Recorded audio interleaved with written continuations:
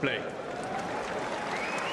Well, hello. Welcome to Talking Tennis. And it is the Australian Open Women's Singles Final. I've been waiting all for the last 24 hours, 48 hours for this with great excitement. Welcome, Ashley Woods, who's going to be with me, joining from the middle of the night in the US. Ashley, thank you for sacrificing sleep to join us. You doing all right? It's past the middle of the night. It's almost 3 o'clock in the morning. So we're making we're making it. We're going nocturnal for finals weekend. Is that what we're doing? We're staying up for this final. I'm not going to stay up to watch Novak possibly win a 10th title. So. We're like literally, okay, we are now 30 seconds into the stream and there's already Novak shade. Well, it's me. Let's be real here. There will be shade against someone. It just happens to be Novak was first. Yes, it will be. I'm also very tired, so... That's fine. As any of these Talking Tennis streams have shown us, no one is no one has to make sense to come and do this. Least of all me. So I think if anyone has been watching the stream and watching about 10-15 minutes of the same presentation over and over again, you may have seen my tweet on who I think is going to win. But Ashley, I'm going to start. Who do you think is winning this one? How do you see this match going? So I've stuck by Sabalenka this entire tournament. I am sticking by Sabalenka. She was my original pick when I sent in my fantasy for the tennis league that we're in together. So I'm sticking by her. I think her serve is working. I think her ground strokes have looked absolutely incredible throughout the past couple of weeks. She's just confidently striking the ball. So I'm sticking by her mainly because I just want something out of my Australian Open brackets to be correct. I was going to say, didn't you have Sabalenka in the final? Or am I thinking of someone? No, I think it's someone else. I know I had Sabalenka in the final. I had Iga and Sabalenka in the final with Sabalenka winning. I had the same final, but the opposite result. Of course you did. So that was me actually. Yeah, of course you did. Yeah, Mr. Iga's biggest fan. Well, second biggest fan. I am not Iga's biggest fan. Let's be real. That goes to someone like Asia or Eva on Twitter. But that would be. But yes, so I don't. That's interesting. We're talking about that, and yeah, a lot of people backed Sabalenka pre-tournament, so definitely right to stick by her. For those who are wondering, who won the WTA bracket in our sort of popcorn Talking Tennis league, in us competing, it was actually Vanch, who won that. He's backing Sabalenka to win the title, but even if Sabalenka loses today, that will. He's still going to win it because he's got more matches right than anyone else. What I will say is, I don't think anyone predicted Rybakina to get this far. I mean, Miles has just joined us. Hello, Miles. You predicted Rybakina to get to the semi-finals, which nobody else did. I did. You did. Oh, well, good. Look at that. I guess I know what I'm talking about. To get to the semi-finals and lose to Jessie Pegula. I had Pegula in the final. I can't check it now, but I can. Hold on. I don't know if you have. Hey, everybody. You definitely had Rybakina getting to the semis and losing, and you had Sabalenka in the final and winning it. I definitely remember picking Sabalenka to get all the way to the final. I definitely remember that. I'm actually going to look at the fantasy bracket I made because I believe. I remember I had Madison Keys in the final. Oh yeah, Keys. Yeah, sorry, wrong American. You had Madison Keys in the final? Ashley, I feel like there is a tinge of judgment behind that question. There wasn't just a tinge. There was a lot of judgment behind that. She had played so well in United Cup, so I felt You fell for that again? Yes, I did. You fell. That's I crazy. absolutely did. I absolutely did. That's so crazy. As a Madison Keys fan, I had her losing like early. I don't know where, but I had her losing early. To give my credit, at least you didn't have her winning the title. That's still I actually not good enough. I did have Rybakina in the semis. I had Rybakina, Madison Keys, Garcia, and Sabalenka in the semis. Ooh. So 2 out of 4. You got two. You got two. I got like 1 out of 4. That's because the one was my champion. So Same, 1 out of 4. My final 4 was Świątek, Pegula, Garcia, Sabalenka. Oof. But let's face it, but the beautiful thing about this is that even though we're talking about our predicted draws falling apart and things not kind of progressing as expected, this final does not feel like a massive surprise. We have a Grand Slam champion taking on someone who has been tipped to potentially be a Grand Slam champion for a while. And they'll both be top 10 players by the end of this. The minute Sabalenka is live ranking is going to be number 2, and so she'll stay there. And Rybakina's live ranking is currently 10. If she wins, she'll go up to number 8 in the world as of next week. So it's going to be. I'm expecting this to be a high quality encounter. Miles, what do you think? It'll be a cracker, mate. That was a terrible Australian Open vibe. I thought you had a British accent there. I don't know where I was going. Blame it on the fact that it's almost 4 o'clock in the morning in Atlanta. I'm excited. I really am. I feel like this is the 2023 version of a Grand Slam final that I used to want to see a lot as a newcomer in the tennis fan universe. I really, back when I first started, I really wanted to see a Nicole Vadisova versus Sharapova Grand Slam final. And we never got that. This feels as close as I can remember to players that play that way or play their style of tennis, both being in a Grand Slam final and coming in playing well. So I think it's going to be a matchup of good serves and penetrating ground strokes. I don't expect to see too many rallies over 15. Maybe 15 is actually kind of pushing it, but this is right up my alley. I love big babe tennis, as it's been so coined, and I'm excited for either of them if they win. I think they both have points to prove in lifting a trophy. Miles, could you describe to us what big babe tennis is? So if you aren't familiar with big babe tennis, it is the objective to take the racket out of your opponent's hand and not hit too many points, not hit too many ground strokes. It's the tennis that I feel like I was brought up on in a way, or just have naturally gravitated to, just aggression and an ability to be the dictator out there from the very first point. I mean, let's face it, that was probably the style of WTA tennis that we saw really dominating in the 2000s, when sort of you and I probably would have become tennis fans. And particularly if you think about the Williams sisters, Maria Sharapova, maybe less so Justine Henin or Kim Clijsters, but Kim could still crack the ball quite a bit. Even in the early 2000s, you had Capriati and Selesh, Mauresmo, Pierce. Back then it was like 10 people who it was the same 10 people who you would expect to win a slam. You just named everybody I would want in like a dream WTA video game. That's like everybody. Yeah. Even Justine Henin? Yes. Yeah. I mean, she's not when I think of my favorite tennis player, she doesn't come to mind, but I'm very aware of like how fun it would probably be to play as her or like her. I mean, she has a beautiful game.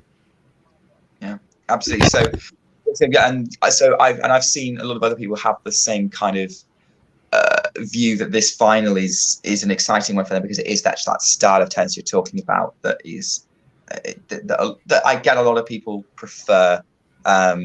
I'm kind of neutral. I'm excited either way. It's going to be, I think I'm up for a big hitting, provided they're both playing well, because if they're not, it's going to be horribly messy, unforced errors everywhere. and so I'm hoping that they're both finding their spots. We're going to have a look at some. I tweeted last night my time, earlier today for everyone else. That I was excited. This is not relevant to the WTA final at all. I mean, to be fair, my Twitter account is also dedicated to primarily Alabama athletics. So, you know. But that's a really good tweet, actually. I mean, I never would have thought that either. I don't think I would have predicted 2023 would be the year that Tommy Paul gets to a major semi before Sinner does. But here we are. Don't remind me, man. Right, well, let's talk more positively. We're seeing Elena Rybakina is walking down the corridor of champions, ready to enter the arena. Aryna Sabalenka not far behind her. I think the point I was kind of getting at is, I mean, Ashley, you and I didn't have Rybakina getting that far. I know Miles had more faith in her pre-tournament, but not necessarily to get all the way to the final. He had more faith in Madison Keys, clearly. But Ashley, why do you think it is that we were underestimating Rybakina this tournament? You're asking the wrong person. My bracket was half auto pick, half me fixing the auto picks that I didn't like. So it was probably one of the auto picks I didn't go back and look at and was like, oh no, I want to tweak this and get her into like the semis or finals. That's it. That's all. I was underestimating her before the tournament. I did auto pick before because I waited like I always do to the very last minute to do my draft, like my little fantasy, and I did auto pick and I went through and I was like, don't like that one, don't like that one, don't like that one, and then just sent it and then forgot about Rybakina existing. So I'm sorry, Miss Elena, but I had good intentions. And Nico makes a good point, because I was going to say, I'm wondering whether the reason was the section of the draw she was in, because I think it was tricky. It was tricky. Yeah.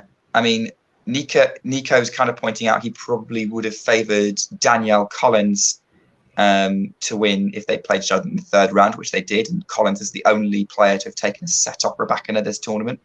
I think I also put might have had Collins winning that one as a revenge for Adelaide, but I thought it would be close.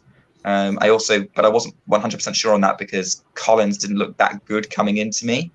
And then even if Rybakina got through that, Jediga Świątek, who you don't back to lose easily. Even if you don't necessarily back her to win, you're still going to take a lot to take her down. So I think that's the main reason why I didn't have her getting this far, is she had to get through both of those two potentially. Look at you having legitimate reasons, and me, I was just like, I forgot to switch my auto pick. Like, I have reasons now for why I picked Rybakina. I don't think I had the same reasons I had 2 weeks ago, which is crazy how 2 weeks of tennis can just fly by. But I can totally see why she has extra motivation to do well or win this title, just because a lot of people, including me, were just a little too comfortable putting her underneath the radar, even though she had literally won Wimbledon only 6 months ago. She didn't do much after that, so I kind of felt like the media was within their rights to kind of question whether or not she was going to be like a moving force in women's tennis going forward. So I think she had that kind of fire underneath her to be like, you know what, I won Wimbledon. Oh, you guys still don't respect me as much. Let me show you another reason why. So I enjoy those kind of things in sports. And as they were just walking on the court and I see ESPN doing like their build up for the match, here I am getting a little emotional for Sabalenka. Rybakina's been here before, but as a Sabalenka fan, which I can comfortably say I am, it's nice to see her kind of get over the hurdle that presented itself for a couple of years now. And, even if she loses this match, I mean, I hope she can find some positives and realize that she did overcome something that had presented as much of an obstacle for her. I mean, let's face it, it's about time she is in a Grand Slam final. She's been one set away from it 3 times. Yeah. And let's face it, everyone who beat her were worthy winners. She didn't give those matches up lightly. Miles, fix your face. Sorry, because I was trying to think of them, and then the first one I thought of, I was like, sorry. Pliskova or Fernandez? Which one? Pliskova. I mean, for just because I'm not really a fan, Pliskova. I mean, she plays decently enough on grass, but I thought Sabalenka would have gotten through that. The one against Fernandez, I mean, in hindsight, Fernandez was peaking and having one of those dream run tournaments, and then yes, we ought to take she wasn't the favorite at all. So I mean, she was a favorite in 2 out of her 3. Pliskova was a Pliskova match. I think I will give Sabalenka and Pliskova credit in that I thought Pliskova came out there and basically played as well as she could in that situation. She made life very hard for Sabalenka. I don't think Sabalenka really gave up on it at all. I don't think she played that. I don't remember her playing badly. And you know, Pliskova took a set off Barty in the final. She made it, albeit I think it was probably because Ash got a little bit nervous towards the end of the second set, which she seems to do in Grand Slam finals, or seems to do. Yeah, I mean, how are you? I mean, Miles, as the Sabalenka fan, how are you expecting Sabalenka to handle the occasion of this final? I expect it to be a roller coaster, like a lot of her other matches are. I don't expect her to just be like steel faced and kind of just try. I mean, if someone's talking to her, I would tell her to play the tennis that she's been playing for the past 2 weeks. I mean, that sounds like very, kind of basic or essential advice, but that's the kind of player she is. I feel like she's going to give us moments where she shows clear frustration, and she's going to, try her best to monitor double faults at the same time. And she's a thrilling player, and I feel like she knows her personality pretty well, hinting back to what she said in the press not too long ago about, she's her own psychologist now, or own therapist to a certain extent. So, I mean, I expect it to be a roller coaster because most of her matches are. And then I'll just say this. As a Sabalenka fan, there's somewhat of a always impending doom. I should like reference, because we know with just such a big game, the wheels can fall off and things can go off the rails. So I mean, we're kind of always holding our breath a little bit during a match, and I don't expect anything different. I mean, if she's up 6-love, 5-love, which would be great, I'm still going to hold my breath a little bit in that final game. Yeah, I mean, let's face it. So do Garbini and Muguruza fans every single match she plays. But anyway, Ashley, before the match gets underway, tell us how you think this is going to play out. Is this going to be a straight sets win, or is it going to be a 3-setter? And who's going to get it? For some reason, Sabalenka already, but yeah, is it going to be straight sets for Sabalenka, or is it going to be 3 sets? For some reason, I feel like this is giving me U.S. Open 2020 men's finals vibes. Like, it's going to be tense from one side, from both players, because Elena is trying to back up that Wimbledon win, and Aryna is trying to get her first ever major title. So there's going to be a little bit of tension. I think I want to lean Sabalenka into, just because she hasn't really dropped a set. I think if she does, this will be the player she would drop it to. But I'm leaning Sabalenka in 2 very, very tight sets. There's going to be tensions. Sabalenka's probably going to come out nervous. She's going to show her emotion. Elena doesn't really show that much. She's very even keeled. She's very cool on the court. But I do think there's going to be a little bit of nerves because this is another major final that she's in, and you can tell that she really wants to back up that Wimbledon win and kind of get the respect that she feels like she deserves after winning a major title. All right, that's interesting. All right, well, we're underway. First point of the Australian Open Women's Final, and Sabalenka, wrong Belarusian, Sabalenka put the first serve into the net. I'll just sorry. I think I'm ahead of you, Nick. You understand why I'm laughing. Yeah, I got the wrong one. Double fault for Aryna Sabalenka. Oh man! Oh my! Oh dear. Wow, start match, right? She did that for me. She heard me talking. She was like, I'm gonna give you something to laugh about, even if you're nervous during this final. She got that one though. She got that one in though. It was an ace to make it 15 all. That was one extreme to the other. Elena Rybakina's not even touched. It's 2 points into the match, and Elena Rybakina's not even touched the ball yet with the racket. Gets a racket on that one though, but it's a very good serve that Sabalenka then puts away with the +1 forehand mid court, 30-15. So we're going to ignore the double fault for now and say that that's a positive start on the whole. But we're only halfway through the first game. So let's see how that goes on. Yeah, very much on brand, John. Forehand Rybakina, forehand Sabalenka into a rally, and Rybakina hooks that forehand, but it's wide. It's 40-15 Sabalenka. Not a lot of power. That's the first proper rally they've had, and neither really kind of going for it. I wasn't seeing a lot, and then Rybakina tried to use the angle a little bit there and just dragged it wide. Otherwise, that could have been a very good shot and taking it to 30-all. Sabalenka ace. Game over. That was quick. We love to see it. Like Miles said, big babe tennis. Big babe tennis. I'm still very tickled by the double fault opening. I think seeing Sabalenka laugh about it too lets me know that she's in a decent headspace. I think, so I don't know. I'm settled in. She knows her reputation. She knows her reputation. They've got the win predictor up, which is always a bit sketchy, but it's got 58-42 in favour of Sabalenka.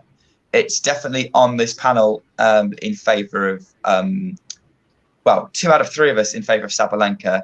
I actually think Rybakina's going to win this.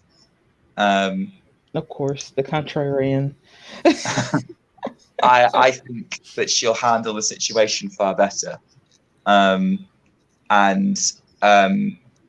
Yeah, I think she's got a little bit more to it.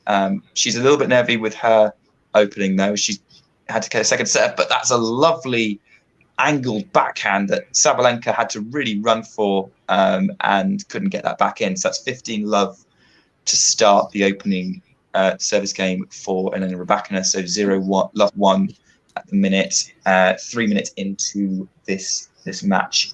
Yeah, so I'm backing Rybakina to win this match. I won't be sad if she doesn't. I don't have an emotional investment in the outcome. This is just my head pick. Because I think it'll be a great story either way. Either Elena Rybakina will back it up and maybe.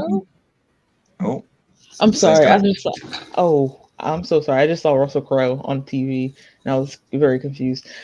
I'm now feeling Russell Crowe as well. The beauties of different parts of the pond, isn't it? Right. Ashley clearly I'm usually ahead of the Americans. So, hey, JC. Hey, Johnny. Thanks for clicking. This is going to be fun. But yeah, I was going to say I think the story either way will be good because either Rybakina's going to back up that Wimbledon win and show she's a genuine force and no one's going to underestimate her again. Maybe even set up a picture. At least it will have until the French Open where the WTA World Cup will be Iga versus Elena. Sabalenka winning it would finally confirm all the promise that she's had, put another real big contender on the scene, just have her a very popular player. It would be a very popular win as well, given how many fans she's got, because she is one of the most fun personalities on tour right now. So I am going to be happy for whoever wins. Are you sure you're not talking about Rybakina being one of the best personalities? Ooh. Yeah, I mean, I would agree. I like Elena's personality, to be honest.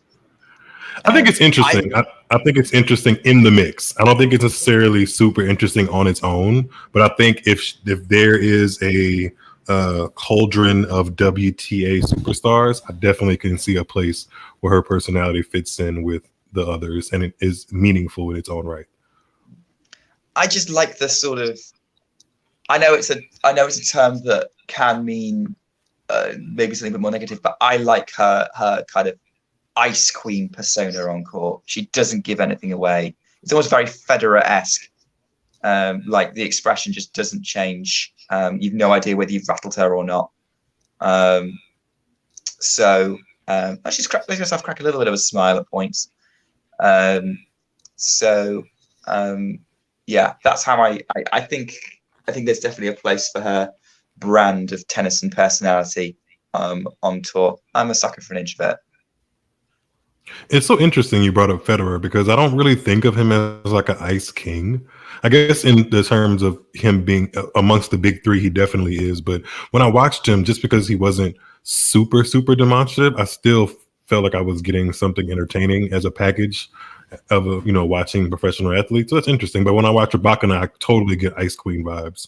So that's definitely an interesting comparison. And she has said openly, I think in her last press conference, that her idol growing up was Roger. So maybe she does pull in from his ability to kind of be a little bit more stoic on the court. She just takes it to the extreme. Maybe that would make her a perfect rival to Iga, who grew up idolizing Rafa. Yeah, a lot of Rafa fan, a lot of the WTA are saying Rafa is their main man. So I don't think it would be quite the same rivalry as we got a bit of a cat and mouse rally. Oh, and Rybakina gets the passing shot to get it to 40-30 on Sabalenka's serve. She's won the last 2 points. So Sabalenka was 40-love up. Then Rybakina hit a return winner, and then just this cat and mouse point in the net, finishing with a forehand passing shot that maybe Sabalenka could have got. I don't know, but that was a good point though. That was some good staying cool under the pressure. I mean, they were unlucky to get that in that court, but that was good hands from Rybakina at the net, which I think she's sneaky good at. From what I've seen, I mean, I wouldn't say it's necessarily her bread and butter out there, but she's pretty decent at that. She seems confident enough, or at least mildly confident enough.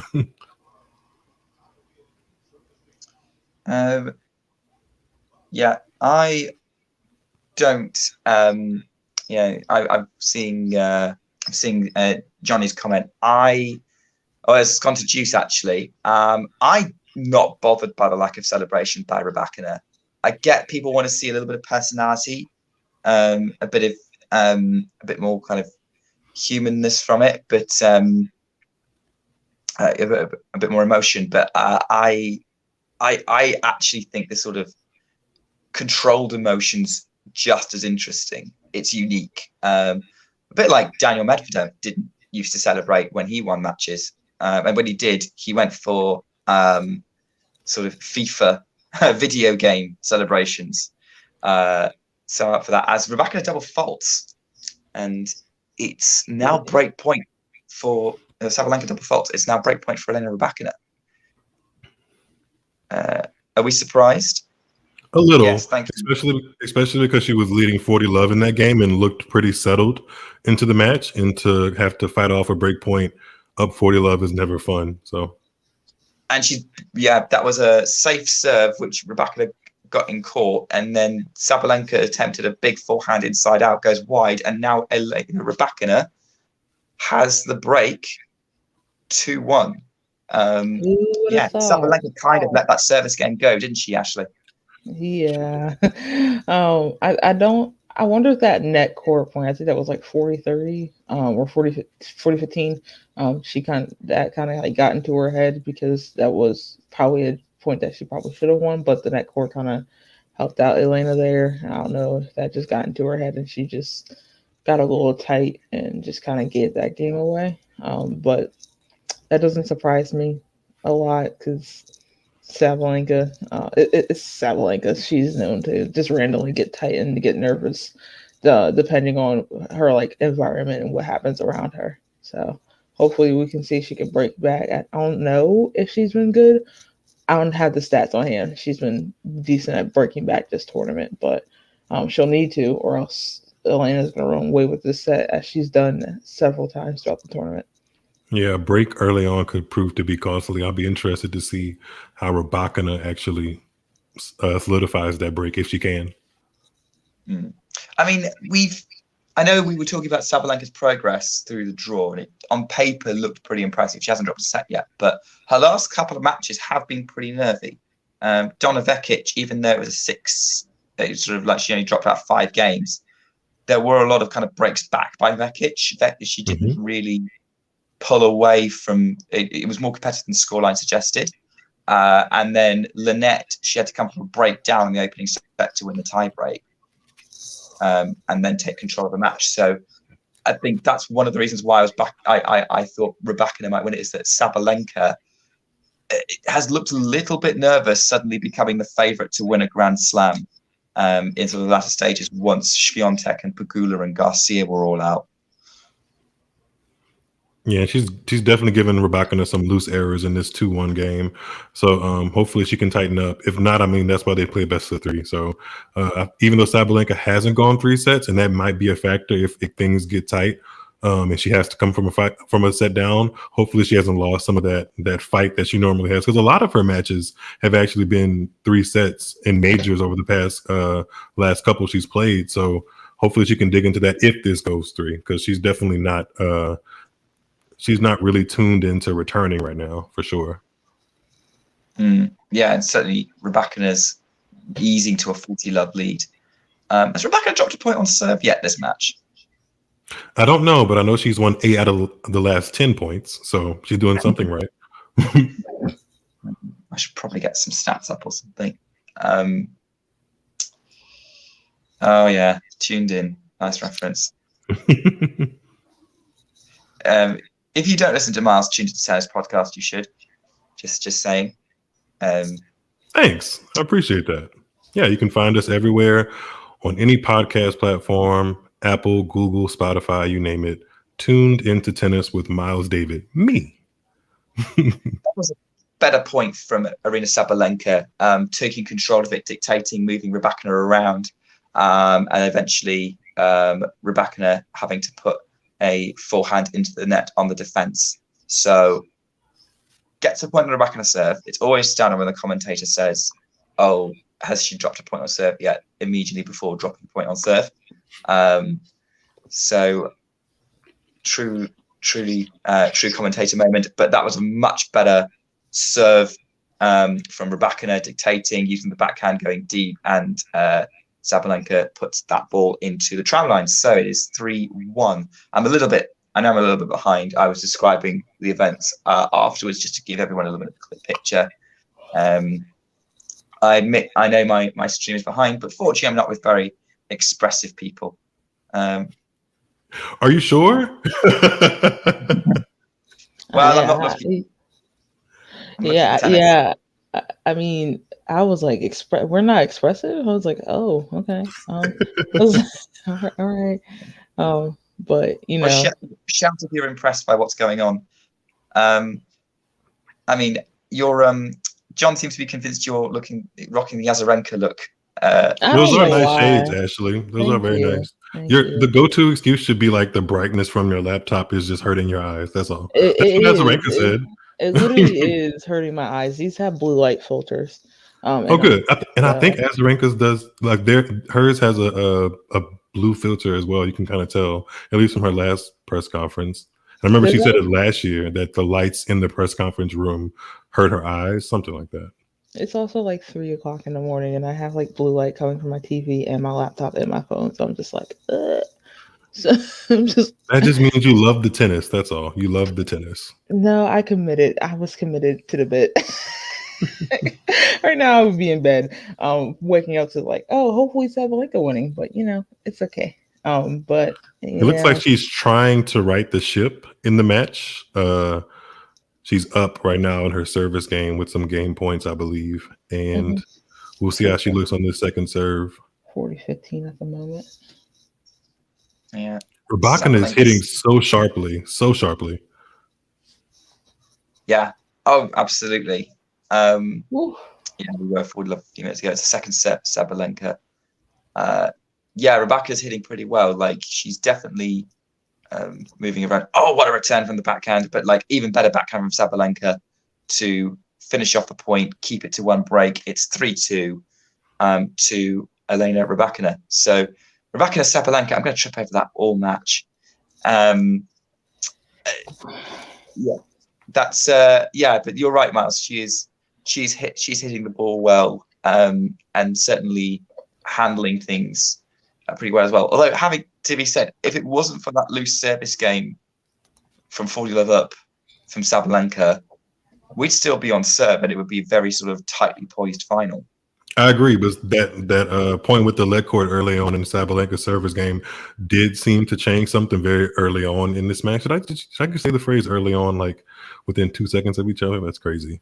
I think it is a good thing that Sabalenka was able to hold serve, though, because Rybakina has shown that she has the ability to kind of run away from matches, run away with matches like she did with Azarenka to a certain degree, Stepanko in some matches before that. So if Sabalenka wants to keep asking the question of Rybakina now that she's down a break, she needs to get some more returns in play because she struggled the last time Rybakina actually served. So I think we're in for another good match. It seems like it.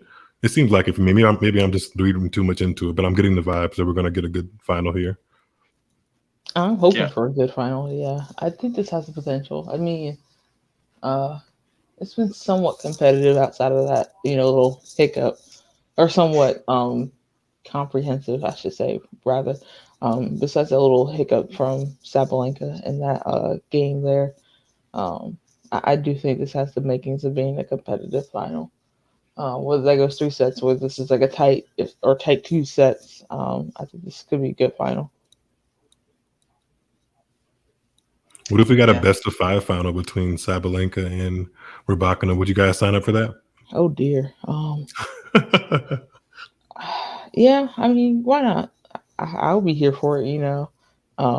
It'd be kind of interesting to see how people that are experienced in best of 3 all the way around kind of navigate. 2 not being enough, you got to go to 3. That'll be pretty interesting. Sabalenka isn't moving well on the move, or she isn't getting enough balls in play on the move. And I'm not sure how many opponents that she's played this fortnight has actually been able to accomplish that. But Rybakina's ground strokes are just being put in the right spot right now. She's hitting her spots, and she's not actually being too provocative with her placement. She's playing within herself.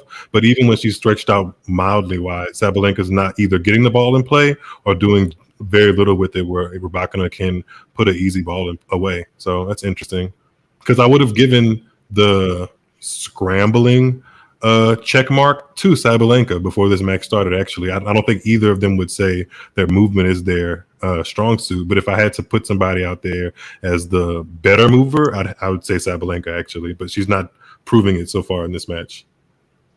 I mean, I'm not an expert by any means. So this is like other people's analysis I'm feeding. I love that little bit of analysis from Mars. I think it nicely explains what's going on. Nico, our hype man, I'm loving it. This is the kind of hype we need on Talking Tennis. But I've seen a lot of people really praising Rybakina's movement as well recently. Making comparisons I don't think needs to be made, but she's definitely. But I would say that, well, obviously, if we're going to say they're both world-class movers, right, just you see Sabalenka as slightly better. You said you wouldn't see them as world-class movers? They are world-class movers. I don't think I would put them in the... Well, I mean, they're world-class athletes, so they definitely probably move better than anybody speaking about them right now. So, I have to say that. But of the movers in the WTA Tour of which they compete against, I wouldn't put them in my top 5 or even top 10, I don't believe. Listen, I'm a mover and a shaker, so... but, yeah, I wouldn't put them in my top 10. I would argue the top 15. I could see an argument for top 15, but definitely not top 10 or 5 or 10. Out of the 2 right now, Sabalenka is the better mover. She seems more comfortable moving around the court and hitting shots on the move than Rybakina, or rather, as Rybakina would rather dictate play and not have to move as much. But for someone that's 6'1", 6'0", Rybakina does move pretty well. I won't say that she's fabulous, but she makes it work out there. She makes it work. Okay, we've had a double fault followed by an ace again for Sabalenka. So it's 30 all at 2-4 on the Belarusians' serve, which is interesting because now we're potentially 2 points away from Rybakina having a double break. So let's see how this works out. Not ace. First serve out wide forehand. They're going cross court the forehand. Rybakina changes direction. Backhand Sabalenka, backhand Rybakina. They're going backhand to backhand at the minute. Something's about to happen. Slice from Sabalenka. Big backhand from Rybakina. Putting Sabalenka on the defense. Now takes control of the forehand. So I think it goes up right. Oh, and Rybakina puts the backhand into the net. Great point from Sabalenka. She actually defended well in that point and was able to kind of reset the rally because Rybakina should have won that point, but Sabalenka just gritted it out enough. That was very, really gritty point. Turning that around from Sabalenka. Was fully expecting Rybakina to hit a winner at some point, or wrong foot her, and now she's got game point. That's going to give her a lot of confidence. Tries to go out wide with the serve, but it's too wide. Down the middle, it's too wide. I just woke up. I'm not as half asleep as the other two, but I'm pretty up. I'm up. I'm half asleep. I'm sorry. I'm the only one that's half asleep. Backhand winner to take the game from Sabalenka. It's 4-3 with a break to Rybakina. Miles clearly has injected caffeine into his veins. I mean, big babe tennis is always going to do that for me. I mean, oh my God. if it's not coffee, or if it's not some strong tea, wake me up with some 110 mile per hour aces and 98 mile per hour forehands. I'm right there for that. Yeah. Okay. Well, I spent the last 3 hours talking to a friend about a movie that he was watching, and I was providing emotional and moral support through that movie. And I forgot that I was supposed to take a nap before this, and I did not take a nap, and therefore here we are. Here we are. So just think about this. Just think about this as like preparation for when you're an award-winning leading journalist, and you kind of have to push through that extra inning baseball game or football game. This isn't even the latest I've been up for like coverage on stuff like that. The latest I've been up was I covered the national championship in 2022, and I did not go to bed until 4:15. So that was fun. It's not on brand. It's just we were very enthralled in a conversation about a movie or just movie talk in general. And I told him I would provide moral support, and then I remember that the movie was almost 3 freaking hours, and I had to do this, and here we are. We're just gonna make it work, though.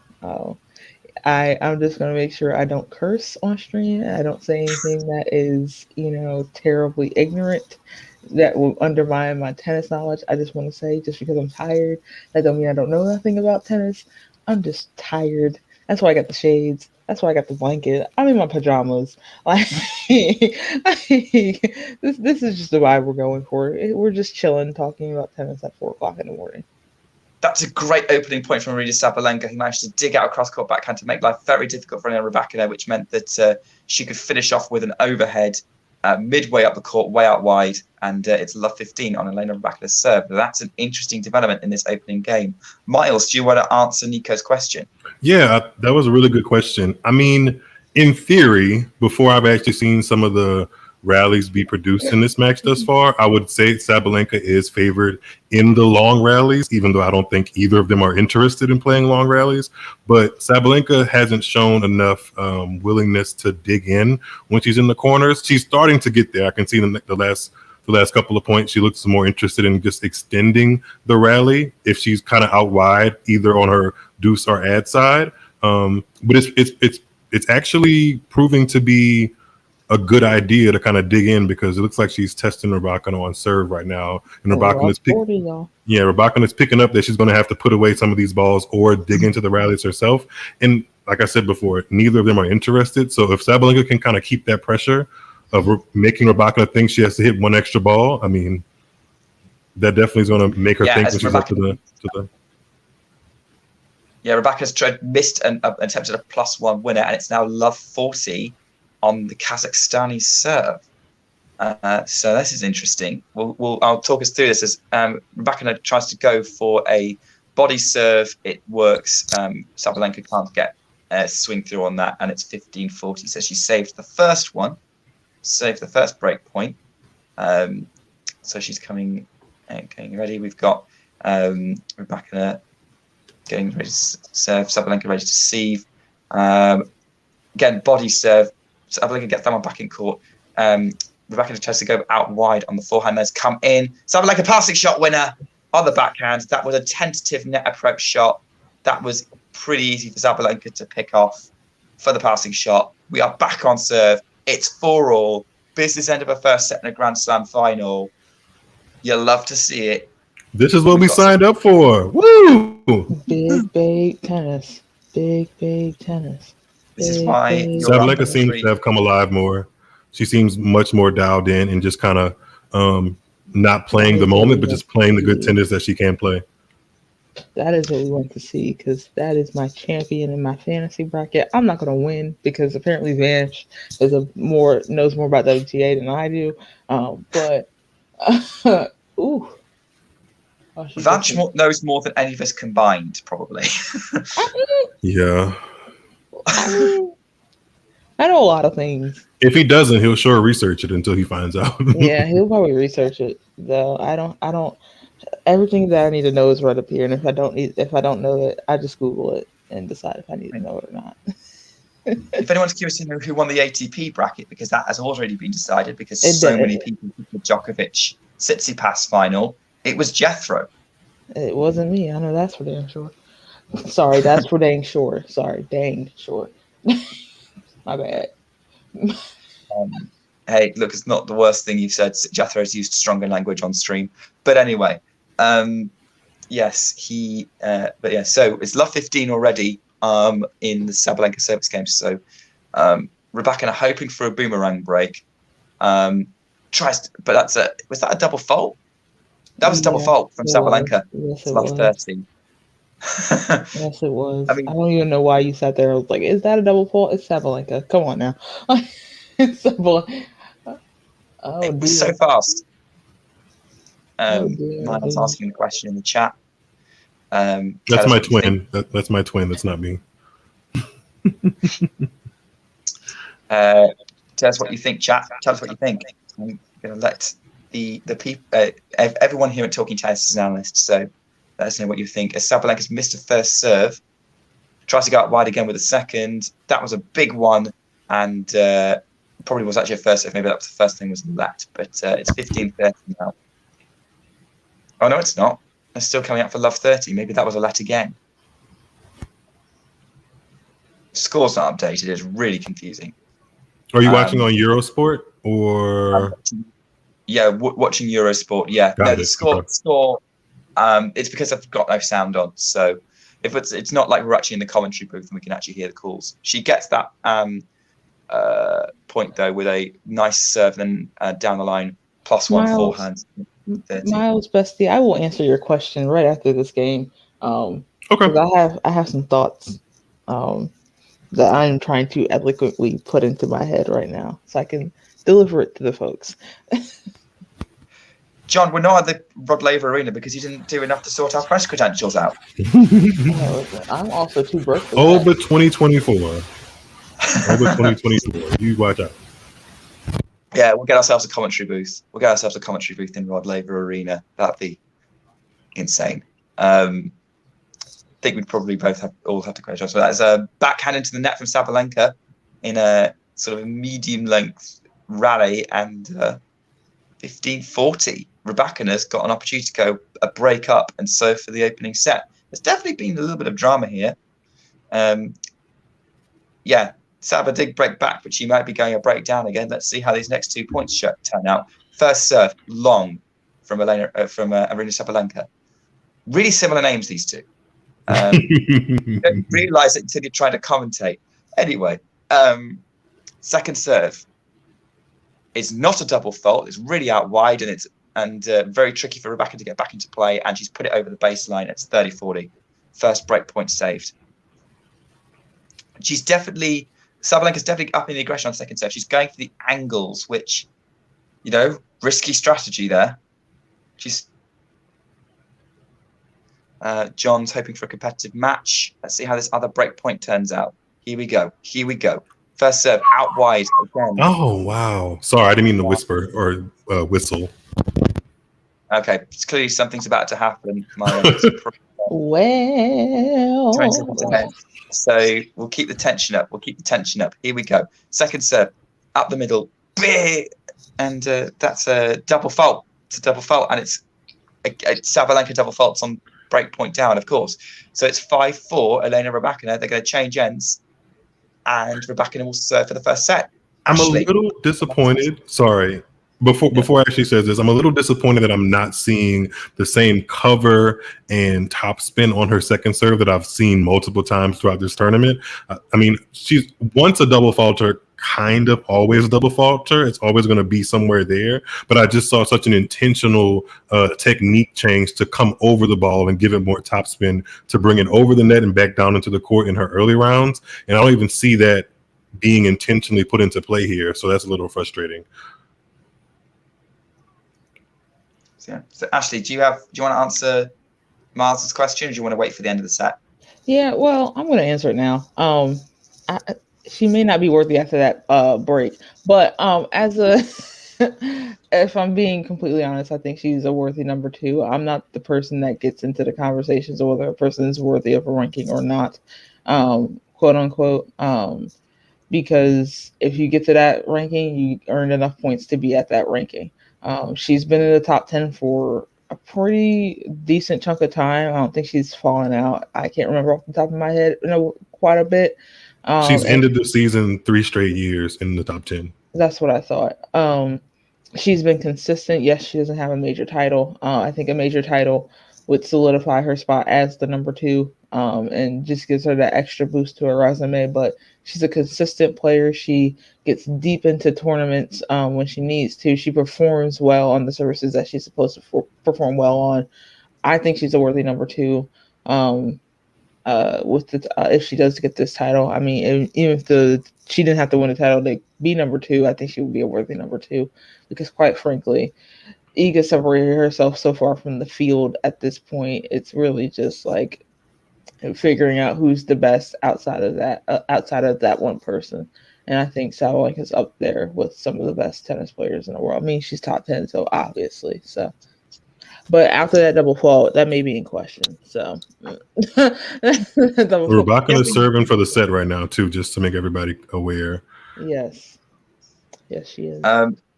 And Sabalenka has been world number 2 before. She ended 2021 as world number 2 to Ash Barty's before Iga really showed us what she could do.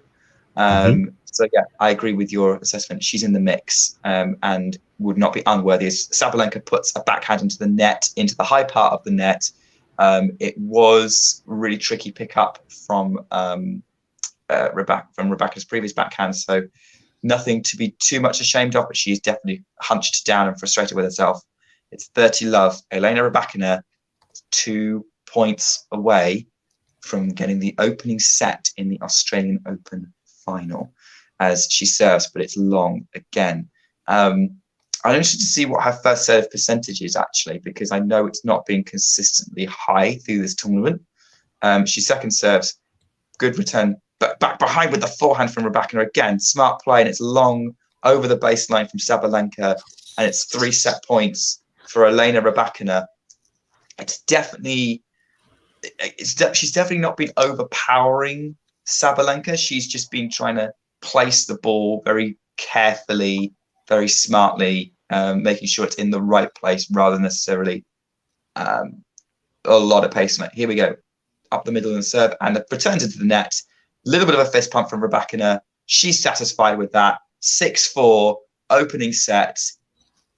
Well. This is going a fist bump out of Rybakina. Oh, it's actually something she's been doing a lot the tournament. I mean, it's not been overt. It's been a little, to her in her own personal little bubble, if you will. But I actually just would slightly disagree on something you said, Nick. I actually think Rybakina is playing within herself, but I also think her natural rally ball is enough to get anybody on their toes. And I think a little bit Sabalenka is kind of playing with some cement on her heels to a certain degree, just because I think she's a better mover than she's showing right now so far in this match.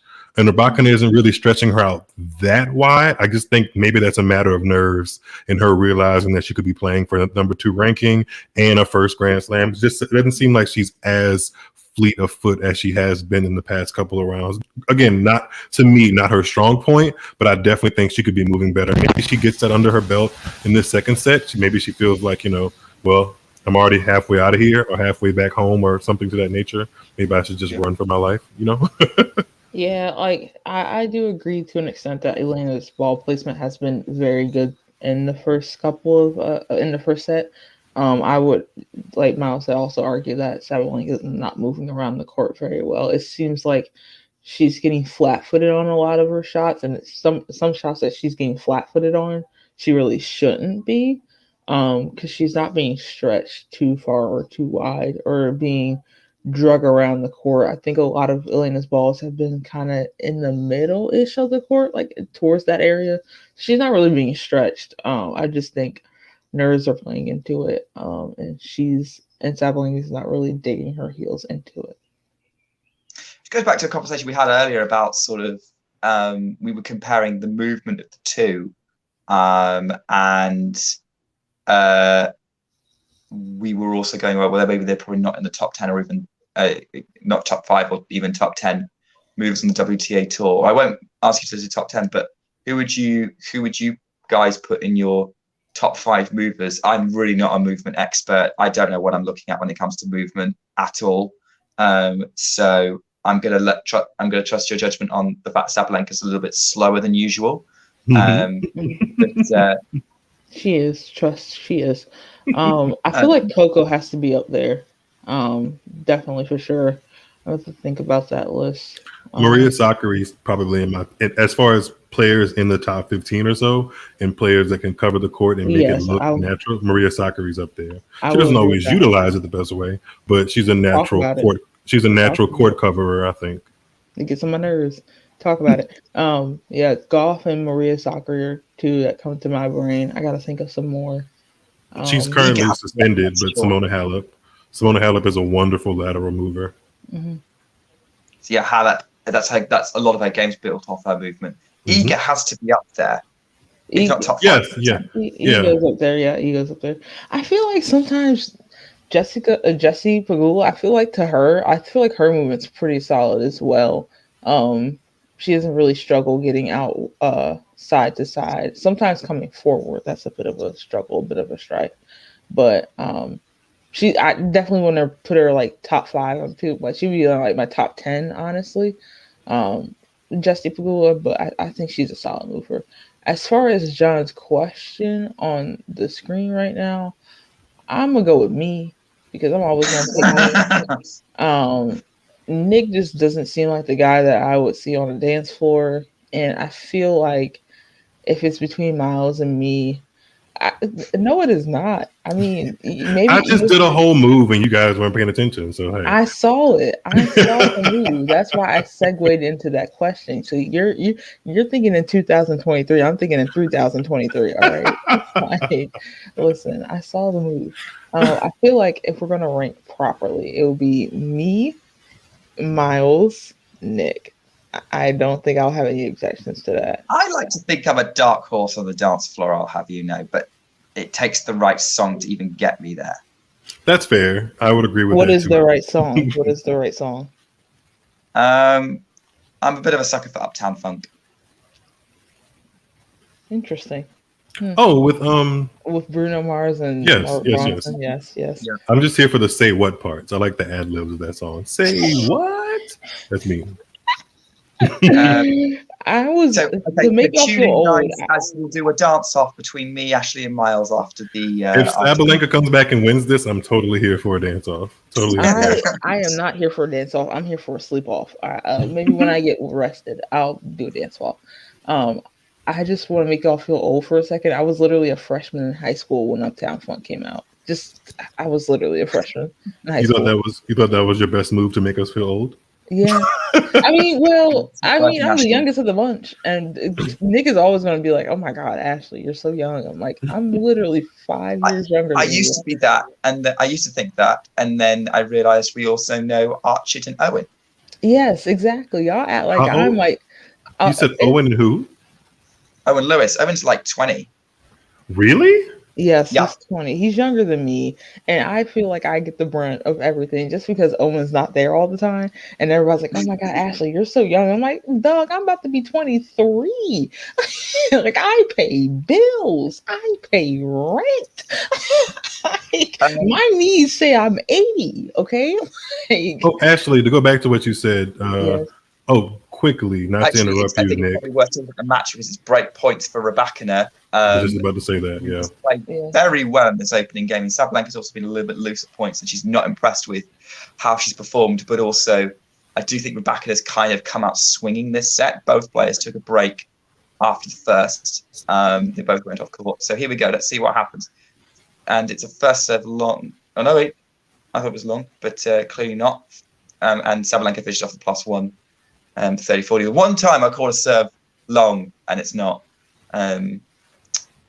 It looked long to me, and I think that was a tricky return for Rybakina. I think it was a very good serve +1 from Sabalenka, taking control with that big opener. That either means Sabalenka double faulted or she hit an ace. Sorry.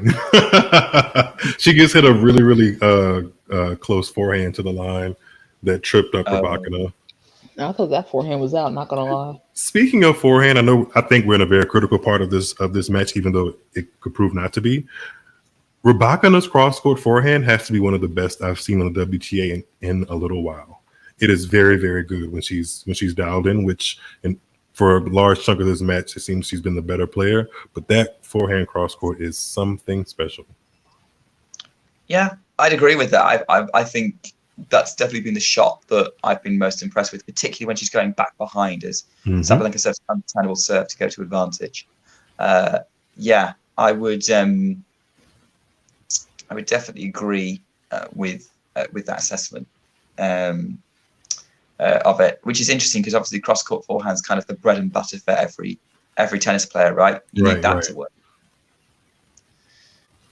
Sabalenka out wide on the first serve.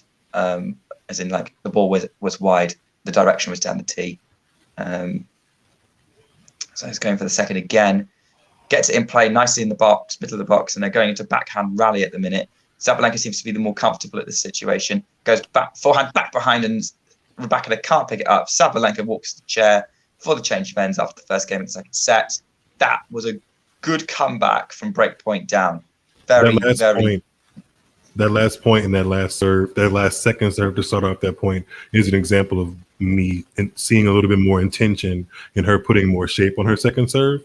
Like, it was clear that she was going to get that one in. And I don't know if she realizes, but even sometimes when she's just getting a serve in, a lot of players aren't really prepared for the pace. So it'll actually do her just fine to, put a 3/4 pace, 75% pace second serve in and really roll it in, but not in the very traditional term of, like, Sarah Aryna rolling it in. Those are two different roles. Yes, they are. Yes.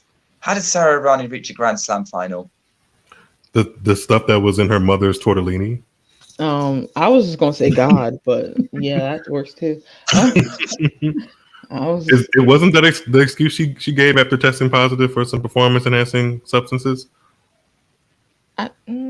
Possibly. I can't remember off the top of my head. I think so. I think so. I hope there's no Sarah Aryna stands watching this. Sorry. Come at me, Sarah Aryna stands. Come at me. I feel like people like Sarah Aryna in the same ways they like Elena Ostapenko. It's ironic a lot of the time. Just like the attitude.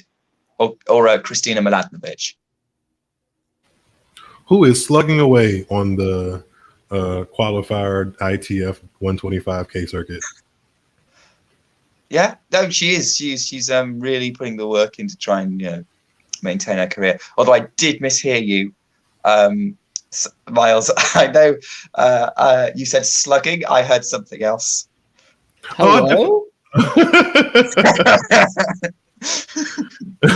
Dear Lord.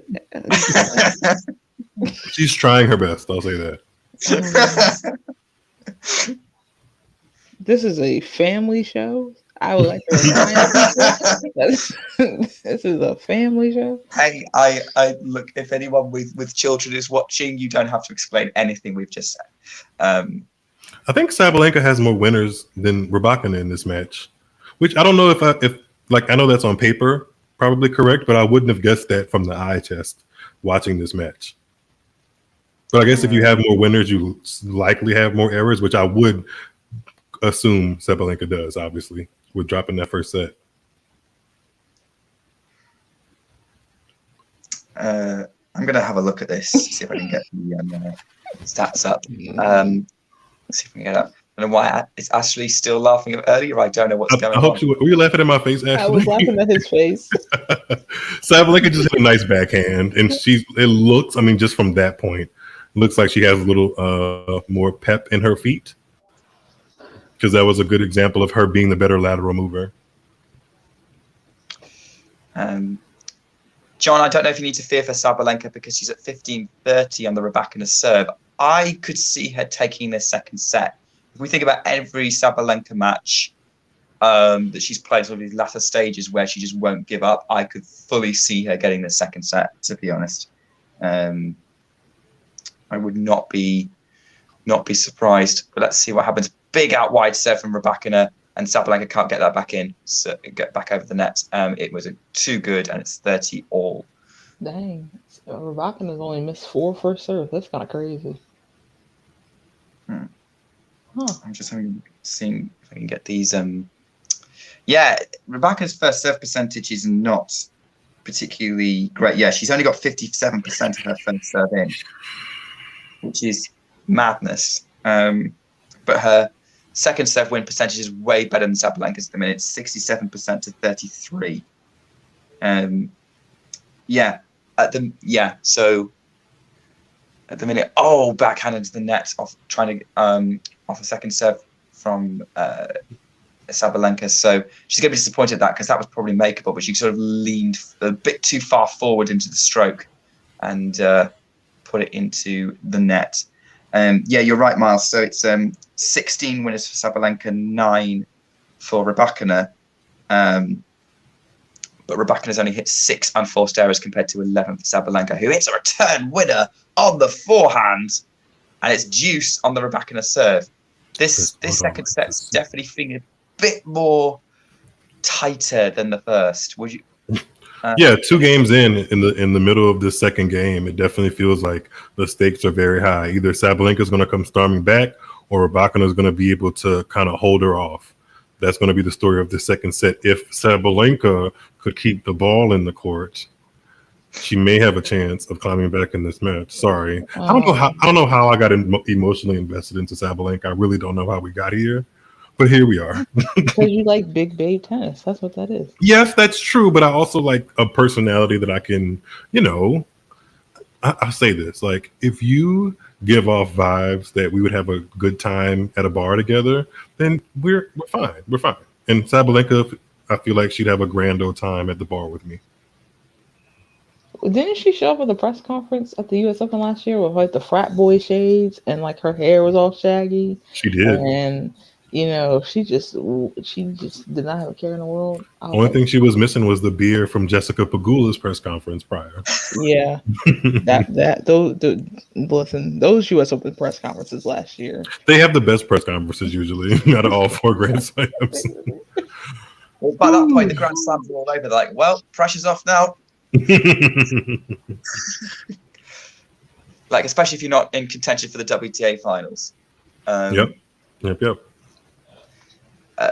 So, body serve as Rybakina has held, it's 1-all, and Sabalenka just put a serve forehand into the net, trying to go for the +1 to move Rybakina around. Just put it into the middle of the high part of the net. It was a good body serve. Rybakina got it back in play, but Sabalenka just went a bit wayward on that forehand, didn't really execute. So, a little bit concerning there. Good serve again from Sabalenka. Good cross-court forehand again, as we said with Rybakina. Then Rybakina tries to change direction, tries to go up the line on the backhand. Probably wasn't the right shot, but she couldn't really get it behind it to keep Sabalenka moving. It's 15-all. Nick, remind me to come back and say something about Rybakina's ranking after this game, or maybe when they do the change of ends. Yeah, will be that's after fine. this game. I'm up for talking about Rybakina's ranking. That's a conversation I've wanted to have as well. So I'll definitely remind you. Good first serve from Sabalenka, and Rybakina puts the return attempt into the net, but it was a difficult response. It's still only 15 minutes into the match. Weirdly, like there haven't been really any long rallies. Definitely, big babe tennis is about. Has there even been any over 10 shots? Maybe 15 probably is the max. I think there was one that was, Yeah. I think on a Sabalenka breakpoint possibly that was like close to 15. Yeah. I don't have rally length on this stat. You guys can't see me quietly fist pumping for Sabalenka, can you? Okay. No. I'm not paying more attention to the tennis, Miles. I'm looking for. I'm peering to see if I see any Rybakina fist pumps. She does enough for herself, so she doesn't need my help. Again, good point from Sabalenka at 30-all to get to 40-30, moving Rybakina around. Rybakina can't, again, pick up a backhand and put it into the net. Yeah, very much forced error. I'm sorry. I'm going to assume this is a double fault, right? No, but you're not far off. You're not far off. Not, oh, yeah, no, that's pretty much on the same level. That is, as Sabalenka balloons a forehand long, we are at deuce again in this set. So this might be, but guys, bear with us. The second set might be a bit of a grind from both players. Well, that first set actually went by pretty quickly. It was only a couple of minutes over half an hour. And I know, who was it? Somebody played a 6-3 set that was like an hour the other day. So, I mean, they're definitely not, they're trying to make a doll for real. They're making haste out there. They're not playing around. Okay. Yeah, for sure. That's a good serve from Sabalenka, though. And yeah, big ace. Got some stats before we discuss Rybakina's ranking in a minute. As again, that's an ace from Sabalenka. So yeah, in this match, out of the 77 points played, 15 have been 5 to 8 shots, and 7 have been 9+ shots. So it's literally 2 out of 7 points. I'm not good with percentages, especially with sevenths. Have been over 4 shots. I hope she finds a coach. As I didn't realize Rybakina didn't have a coach. So yeah, Miles, what's your point on Rybakina's ranking? That was an interesting pitch by Pam Shriver.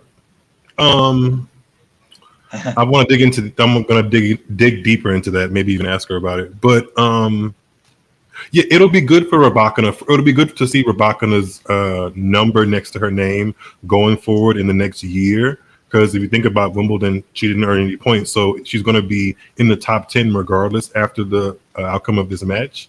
So it'll be good to see her not in somebody's like third round meeting a top 5 seed like she did. Or what she could have done, or she did. Yeah, she met number 1 in the 4th round. Like, it'll be nicer to kind of see her hopefully get kinder draws and really kind of be around in the seeds that we mentioned in the top 10 people that we mentioned going forward to potentially win big titles. It'll be nice. She won't be like a dangerous floater as much anymore. Can we just talk for a brief second about the amount of tabs that John has open right now? That's lightweight. That's so lightweight. This is making me nervous because you can still kind of see what they are. That's why I said it's lightweight. Yeah, trust me. How many tabs do y'all be having open? What is Ashley? You never been in your applying for a job season? I have, but I applied for one job and I closed the tab. Oh no, gotta keep the tabs open. Oh my gosh. Listen, my laptop is a potato, okay? I can't be doing that. Like a potato. Like a potato flew around my room. That's what that is, okay? Goodbye. Anyway, I going back to I fully agree with you, Miles. I think it'd be nice to see. I think she deserves a top 10 place, regardless of the outcome of this match. And it'll be nice to see her get some nicer draws going forward. Although, having said that, even if she loses the match, she'll be number 10 in the world. Right. She'll be top 10. Beyond Tech in the 4th round. She gets hit a blazing forehand up the line that made me reconsider that maybe the up the line forehand is her better shot, not the cross court. But either way, it's her stroke production is so simple and clean, but the way the ball comes off of it, it just like jumps off of her racket. It's something to see. Actually, if Wimbledon she had got points from Wimbledon. Winning this match would put her number 2. Well, see, that's going too far. That's going a little bit too far for me. But I'm screaming, Miles. It'd be nice. No, I want to see her be great, but I mean, future world number 1. Enjoy her gowns. Enjoy her beautiful gowns. Her great gowns, beautiful gowns. But I will say, I just think Rybakina's forehand, whether it's going cross court, down the line, it's just great. It's just a nice, clean, fluid motion. It generates so much power, and clearly Sabalenka won the point because mine's up there like it's so sun biased, like sun unbiasedness. Like you out there like fist pumping. That was deserved fist pump from Miles. See, thank you, Nick. Thank you. Oh my God, Nick! If you don't fist pump for that, what do you fist pump for? I mean, come on, sir. I am tired. Please. Actually, there is a reason why I don't commentate on ego matches. I would be unbearable. That is something I have to work on. Is my neutrality. Well, thank God I'm not commentating during Serena and Venus's prime because there's no way. I gotta get in the middle now. Oh my God. Actually, do you know what? I think if the 3 of us were doing a Leylah Fernandez match, we would all be rooting for her. She makes it hard. For me, I've learned over time that there's a split down the middle as to who likes Leylah and who doesn't like Leylah. To me, she makes it so hard to not root for her. But allegedly and apparently, there are people that do. Wow. Anyway, 30-40 for Sabalenka. She's got a break point opportunity. I'm not going to look at Miles. I'm going to look at the tennis. So if he reacts, I won't know. So here we go. Is Sabalenka going to be up a break in this set? Maybe they already know the answers to that. Well, that was nice from Rybakina. Yeah, that was a hard no. We both I mean, there's nothing Sabalenka could have done about that. That was just a really, really good serve out wide, honestly. You just got to clap your hands on that one. Yeah, I think is Sabalenka going to break Rybakina? No. Here in this 2-1 game, yes, she will. She's breaking her. Yeah, that's my new. She's taking it. Oh my God, she's taking it. She's breaking it. She's breaking her. Yeah. Y'all listen. I mean, to be fair, this is a very good rally from them as and Rybakina puts that legendary forehand into the net again after being. Who said it was legendary? Yeah, we didn't spending a lot of time complimenting it. Damn, we ain't say it was legendary. Let's hold on now. Sorry, you're right. Legendary forehands are only reserved for people like Serena Williams and Steffi Graf. Exactly. And Iga Swiatek. Right? What? Hello? Miles. Yeah. Oh my word! What that first serve was nowhere near the box from Elena Rybakina. That's the first real tight moment I've seen from her for a while in this match, apart from the opening games of the first set. And that's a loopy forehand that's gone long. And Aryna Sabalenka as a break up in the second set, 3-1. Ladies and gentlemen, we have a match in our hands. This is why I woke up at 2 o'clock in the morning. This is why. This is why I didn't go. Well, actually, no, this is not the reason why I didn't go to sleep. We already discussed the reason why I didn't go to sleep before this. We did. Yeah. I mean, I'm trying to think. Like, we very rarely see women's finals go to deciders. We know we saw it with Jabeur and Rybakina at Wimbledon, but they've not happened. It doesn't feel like that happens an awful lot. So I'm up for Sabalenka getting this set as she brutally puts that backhand cross court away This is ruthless from Sabalenka right now. This is what we call big babe tennis right now. Big babe tennis. I know Nike and Adidas are somewhere very, very happy. Hey, Ghosty. Oh my God, it's Ghost. It's my number 2 fan. My number 1 is my mother. Oh, actually, no, number 3. My number 1 is my mother. My number 2 is my dad. Aww. 3 is Ghost. So. Okay, I think Sabalenka has upped her grunt, because I have the volume level really low, and I can still hear her grunt now in the last couple of points very clearly. So I know if I can barely hear her and Mary Jo Fernandez is commentating, and I can hear her grunt over that, she's doing it very loudly. I mean, does Sabalenka grunt quietly though? No, but I do know when the tension goes up, either in her or the match, she gets louder. A great commentator by the name of Shanda Rubin pointed that out one time, and I haven't been able to look past it. We love Sandra. Shanda Rubin's a great commentator. She commentates on BBC Radio. Mm-hmm. She's also from Louisiana. Louisiana apparently produces great tennis commentators. Here we are. Can we? We're going to discuss. We don't have to fact check that. It's just what it is. It's just what it is. Yeah. But I don't know that. Beef O'Brady's, John, can we go back to that? What is Beef O'Brady's? As an American, I have no idea, to be honest. As an American that does not know what Beef O'Brady's is. Like, that's neither player is winning a lot of points on their second serve. Rybakina's 9 of 16, and Sabalenka's 8 of 16. That's not great. They're both super tight. I mean, like, also, like, it was 15-30, and Rybakina had an opportunity to come in and just literally put that forehand approach into the bottom of the net. That was messy from Rybakina. Rybakina just stood there. Yeah, it's not been great from that, as Sabalenka again moves to 40-30.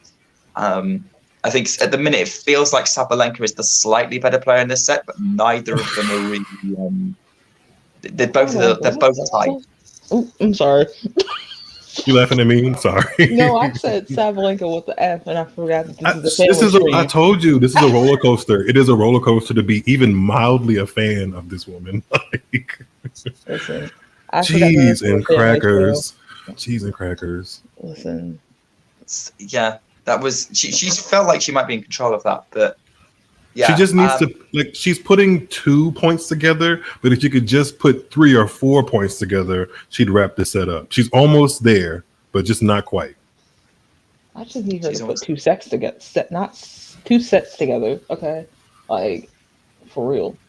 Because I mean, she's been putting 2 sets together for pretty much all of this tournament. That first set was the first one she's dropped. I know. I just want her to put 2 sets together so she can win the title. That's all. Well, she's double faulted, and now is the break point for Rybakina, and I'm about to cry inside. So here we are. Well, while Miles tries to hold back the tears, I can talk us through how this break point develops for those who maybe are watching on European time and maybe a bit behind. So we have a first serve out wide, way too wide from Sabalenka, because it wasn't in. So we're going to have another try for this one. Can Sabalenka save break point, or is she going to double fault again? Serves in the middle of the box. Rybakina in the middle of the court. Backhand winner from Sabalenka. It was a tentative return from Rybakina. Sabalenka punished it with. She stayed low. I loved it. Way to stay low, Sabalenka. Rybakina's asking her the questions, though, so you love to see that. Yeah, it's definitely competitive. I mean, it's not quite the match I thought it would be. I thought it would be a lot more kind of big ball striking rallies, but it's very much been more about the serve +1 and how effective that is and keeping everything short. I don't know, Nick. I'm getting all the big hitting vibes. I mean, just off that point alone, that was a serve +1. So I kind of actually think the match is exactly what I thought it was going to be. Like I can't believe they thought they were long rallies. That's crazy. Yeah. No, I was basically, I wasn't expecting them to be long rallies, but I was expecting something like when I went into this, I was imagining in like my fantasy world that it'd be like 5-6 shot power hits between the two of them. Those are long rallies to them. Let's be real here. I also Sabalenka, dear God Almighty in heaven. Also, John's tabs will close before Sabalenka does. By the way, That was a good one. That was a really good one, John. I mean, let's face it, John is never. I don't think either of them will close, to be honest. if you don't close your tab, sir, that's not healthy for your computer. Okay. Interesting. Ghost says it reminds him of the Collins match. So obviously that was the Rybakina Collins match, the one set that Rybakina dropped up on the way to the final. I didn't see that one. It felt like Collins just dug in the second set, but then faded in the third. I don't know whether Miles or Ashley, did you see the Rybakina Collins match as Sabalenka? In the words it was of fun. In the words of 2023 Australian men's singles finalist Stefanos Tsitsipas, it was a real cracker.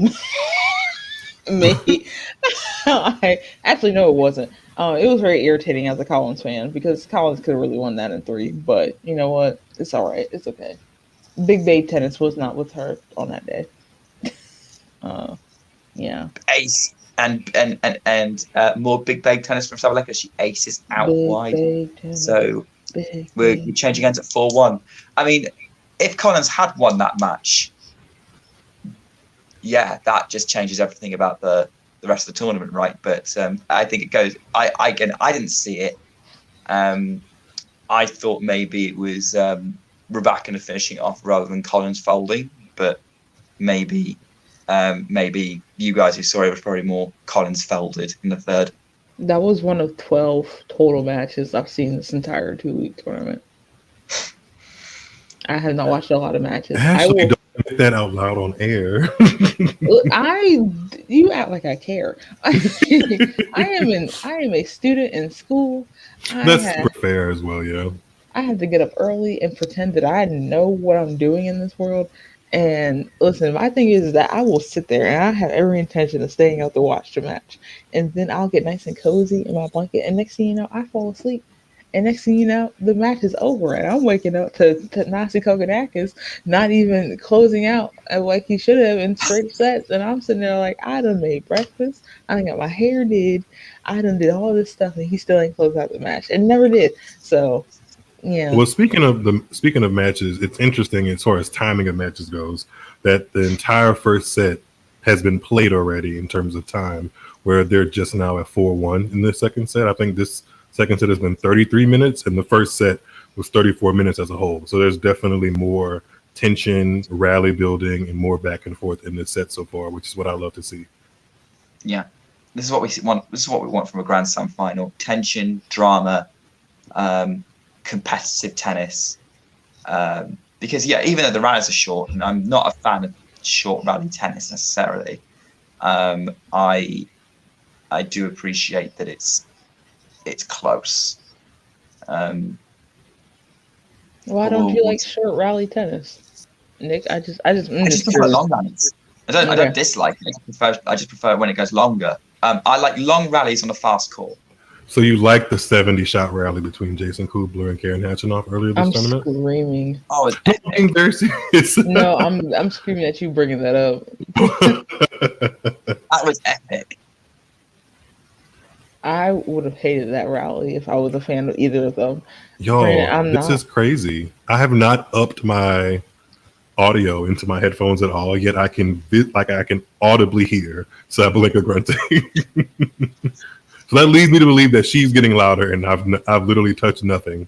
No, Sabalenka's grunting for her life. Like she out there like, yeah, like that's how she sounds right now. Like she's like screaming. Wasn't there there was definitely. I mean, early in her career, like she got a reputation for like loud grunting. Which I think was it at the Australian Open. She got some flack from the crowd for it. Yeah, against Ash Barty, I believe. Actually, I think there's a clip on that on YouTube.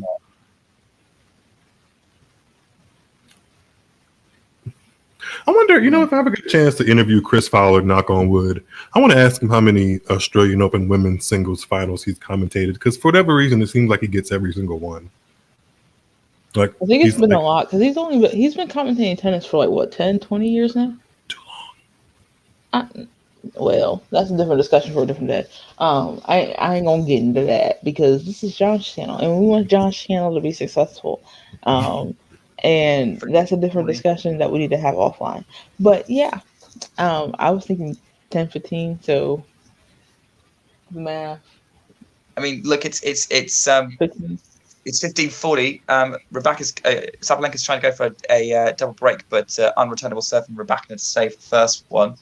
So let's see what happens next, because if otherwise we could be having Sabalenka serving at 5-1 second set, which is, given how competitive this would be, that's a lopsided scoreline for what this set has been, which has been deuce almost every game, or at least 30 all every game.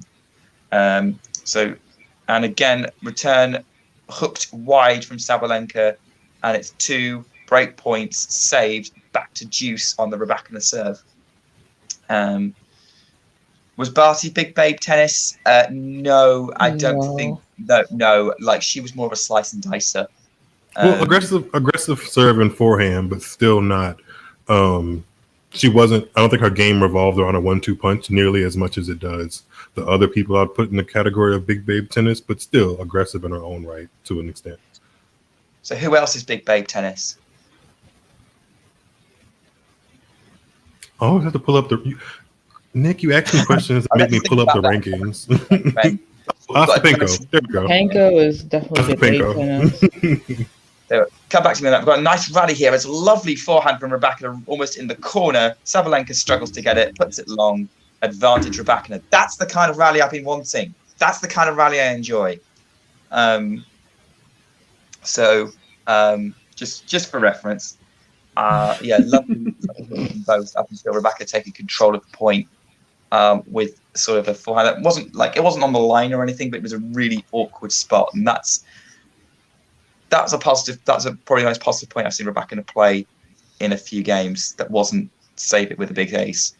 We're going into another rally now, and Rybakina's scrambling at one. Sabalenka tries to pitch it with inside out, and then Rybakina can't get the passing shot in the court, and it's back to deuce.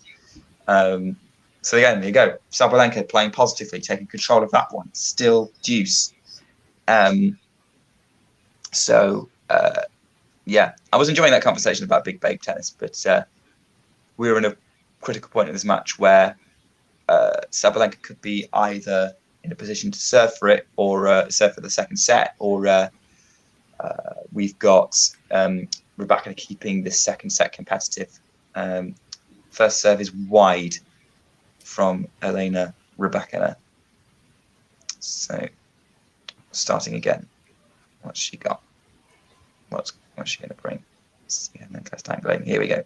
Backhand in play, Sabalenka. Forehand, Rybakina. They're going forehand to forehand. Rybakina tries to change direction up the line. Sabalenka inside out backhand winner. Her backhand is firing. Even on return, she's getting more of the returns in on that side. So if I was a Rybakina or her coach, I would tell her to kind of stay away from that right now. Her forehand, because Rybakina hits the ball so flat, especially off of her serve, her return, Sabalenka's return, is not really getting enough spin, so it's flying. But on that backhand, she has just enough cover to bring it back in. Yeah, I would agree. The backhand's been super impressive from Sabalenka. There's definitely this set. Like, it's definitely the danger wing, and she's using it to great effect. She's hitting some nice forehands as well, but that backhand's really what has some critical points. And I was worried that was a double fault from Rybakina, but it's not. But it was a very long first serve.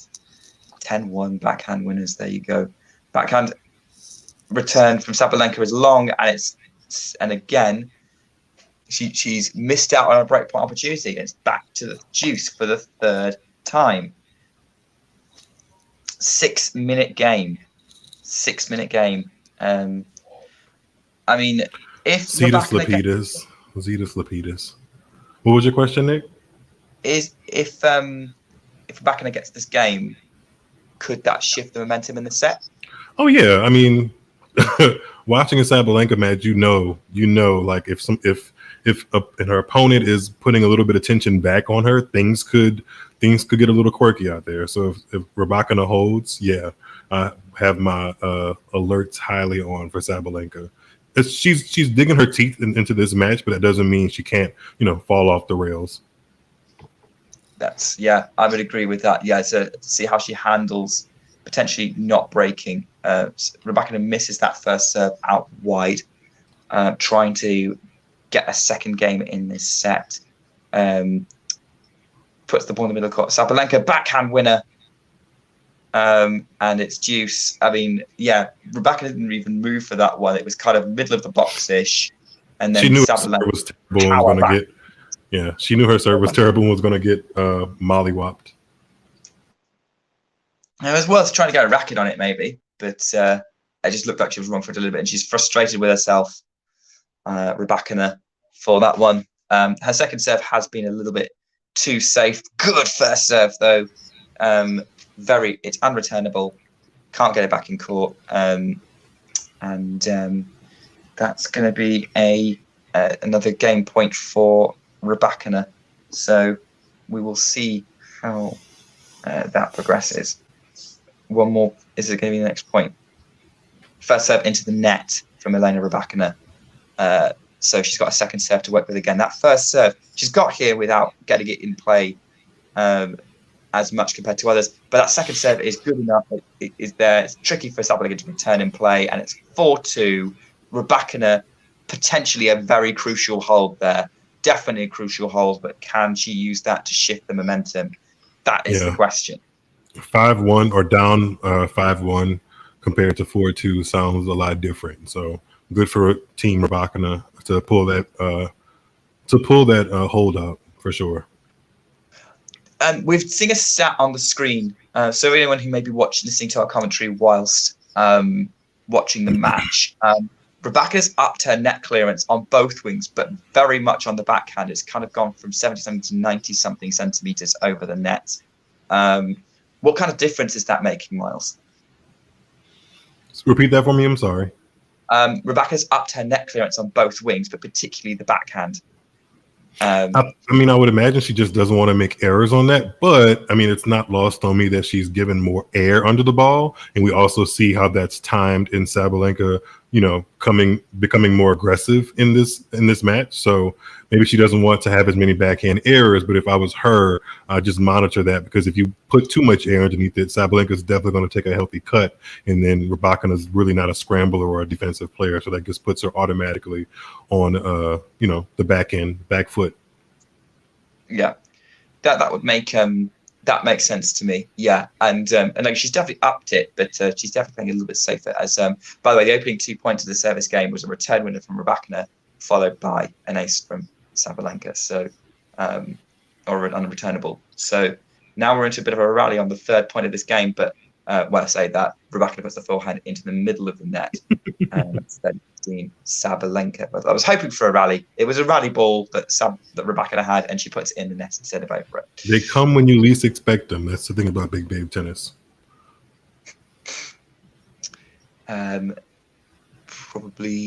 Probably true. I mean, like, let's face it, you can't put them away. If they up the aggression, they can work their way back into any match, playing that sort of big hitting style. Second serve from Sabalenka is kind of in the court. Oh, really? Yeah. I think that was a bit of fortune for Sabalenka, because she kind of dug that backhand back into court in a really awkward spot. I don't think that was deliberate placing, but Rybakina chasing it down puts it over the baseline. But credit to Sabalenka for getting it back in the court, because that's the minimum you need to do to stay in it. That was a decent bit of ball control to that point. This is what the people paid for, or streamed for, if you're listening to us. Yeah, big. Basically Sabalenka just hit an overhead winner. So we're up to 5-2. Rybakina will be serving to stay in the second set. In the next match, we've been going 46 minutes in this set, highly competitive, despite the 5-2 scoreline. It's only the one break.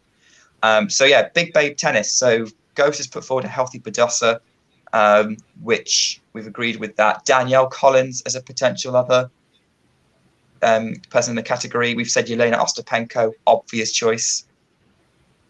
Of a big babe tennis, yes. Naomi Osaka, definitely. Yeah. Anisimova?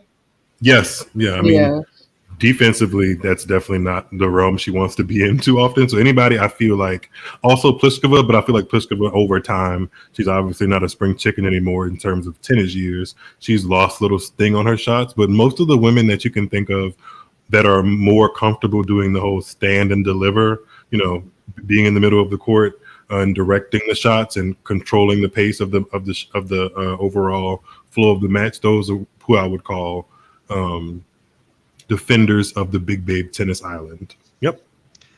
So was Serena big babe tennis then? Yes, but I think what made her a 23-time Grand Slam champion was that she had multiple layers beyond that. A lot of the people that have tried to emulate her game have really only emulated the power part, which is great. I mean, that can win you a lot of matches, but the ability to have power and be able to be comfortable in uncomfortable positions in the corners of the court and kind of dig out points is something that, or is a combination that hasn't been seen that often in tennis on the women's side. Either you're kind of super defensive and you win that way, or you're kind of serve and volley or aggressive and you flat out just, dictate. But the combination of both is what made her so perfect to me. Oh, that would make sense. Yeah, she's definitely, I would agree, she's definitely got more of an all-round game than a lot of people, especially casual tennis fans, think. As Rybakina tries to go for an inside-out backhand winner and puts it wide. So it's love 15 Sabalenka, who is potentially 3 points away from leveling this match at a set all. I have thoughts about the direction this could be going, but we're only manifesting good thoughts for Big Sabs. I mean, I want it to be. I don't want to see Rybakina just completely, crumble in this moment. But I mean, I didn't say that either. I just want Sabalenka. I just want Big Sabs to at least get this set. Yes, for sure. Sabalenka puts a backhand. Yeah, go on, Ash. No, you got it. You're actually doing what you're supposed to be doing. Oh, Ghosty. I would love to know where this local butch biker lesbian bar is. I mean, I'm not a butch biker lesbian, but I feel like I get along with a lot of butch biker lesbians. So if you feel like sharing that information, then you would take it. That was where that is not a word. That is not anything I expected to hear coming out of your mouth, Miles. Yeah, show me to the nearest butch biker lesbian bar. Honestly, knowing Miles, I have layers. Knowing Miles, that definitely checks out. Yes, I have layers. Yes. That definitely checks. I bet the beer is very, very good. Right, and the conversation. It's 15:30. Thank you, Nick, for getting us back on track. Thank you, guys. We are taking this back. We are not going down this tangent. We will take that off stream. So it's a second serve for Aryna Rybakina at 15:30. Mid-cut. Oh, what a rocket return from Aryna Sabalenka on the forehand. And it's 15:42 set points. I mean, I'm not a Sabalenka fan, as in she's not on my list of players I'm a fan of, rather than I actually like her as a person. Your list is only one, sir. Let's be very clear. Is it really a list? Is it a list or a bullet point? Not a bullet point. You ain't right for that. Okay, my list is actually two, but we'll. He just thought the second play right now, so he can beat the allegations. Wipe up the sweat. Take us three. There seems to be a distraction. They're looking at the crowd. I know Sabalenka's pointing at the court. There seems to be a bug or some damp spots on there that the ball kid's having to wipe up. Just really upping the tension in this moment, trying to throw maybe Rebecca's kind of off her rhythm. Who knows? Maybe she's got time to think. It's 30-40. Where's she going to go? She puts the first serve into the net, and we're into a second serve. Once again, the first serve just not that as consistent as she would like it to be. Backhand from Sabalenka pushing backhand out wide. Oh, backhand winner Rybakina to save that set point, and it's deuce once That again was on way her too service. good. Yeah. That was way too good. And her first serve is really abandoning her. Like, she's missing it. Really a Can't buy lot. a first serve. Who said Yeah, that? I think Nick Kyrgios, Rybakina. remember? I think it was at like Wimbledon or something. Never heard of him. Oh.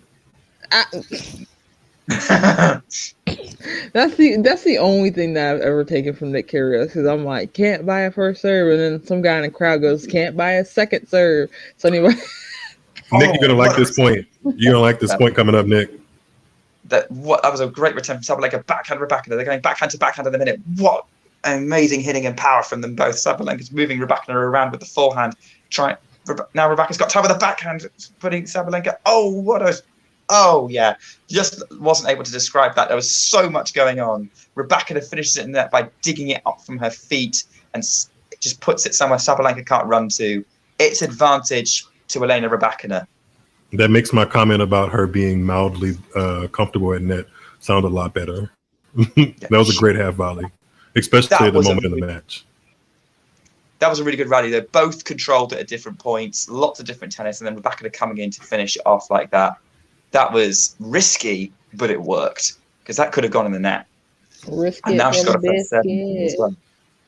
They're going backhand to backhand at the minute. Forehand Sabalenka, but kind of not going for the edges. Then Rybakina puts it into the net, trying to pick it up. It was a little bit too close to her there, I think. So couldn't quite execute on the forehand. We're back to deuce for the second time. This is becoming more of the tennis I thought it would be. So again, high tension moments here on Rod Lane. I'd love to see like the racket head speed comparison from set 1 to set 2 for Sabalenka, because I feel like she's just moving it just a hair quicker, and it's allowing her to pressure Elena more.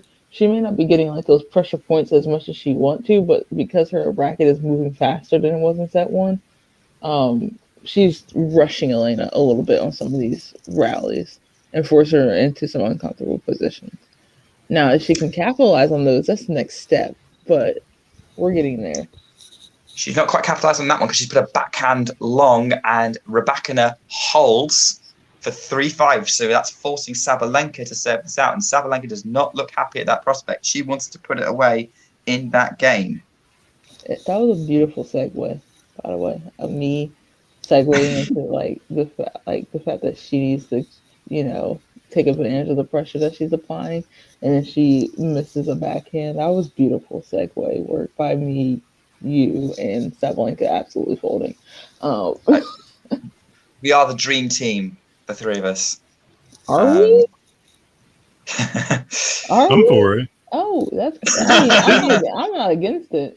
Didn't the dream team win an Olympic medal or something in basketball? I think they did. There are several dream teams. You got the dream team for the women's basketball, and then the men's basketball. There are so many dream teams out there in the world. I'm just like, whatever dream team we want to be that's the dream team we're going to be.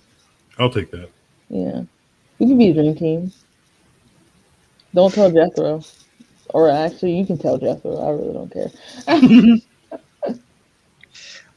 Well, okay. So Sabalenka's trying to serve this out. It's 15-love. She's bouncing the ball with her left hand, which has that massive tiger tattoo on it. Distinctive show of her fierce personality. As Rybakina goes for a forehand cross-court winner. Just had time on the ball, executed it beautifully. It's 15-all to keep the pressure up in this service game. Nice point from Rybakina, who definitely has dropped her first serve in percentage. It's dropped from 65% in the first set to 55% in the second in terms of first serves in. So she's definitely been a bit tighter on that. I do think if she even 65% still feels low, and I feel like if she was regularly getting her first serve in, even 70-75%, she'd be a lot more. Even more dangerous than she is now. Yep.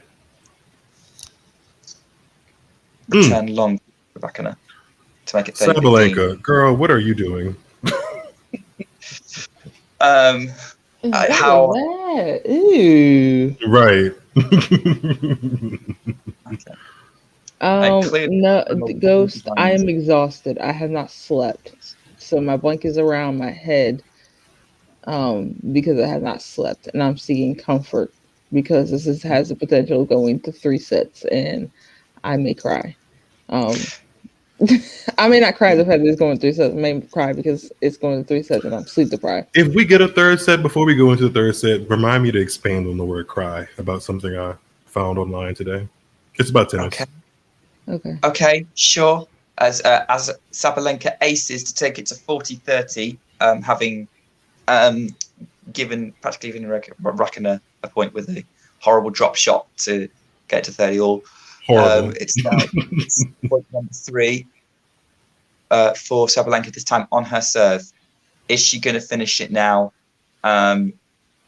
She has to go up the middle, and well, it was a miss. So it's set point on a second serve. This is a nightmare scenario for Aryna Sabalenka.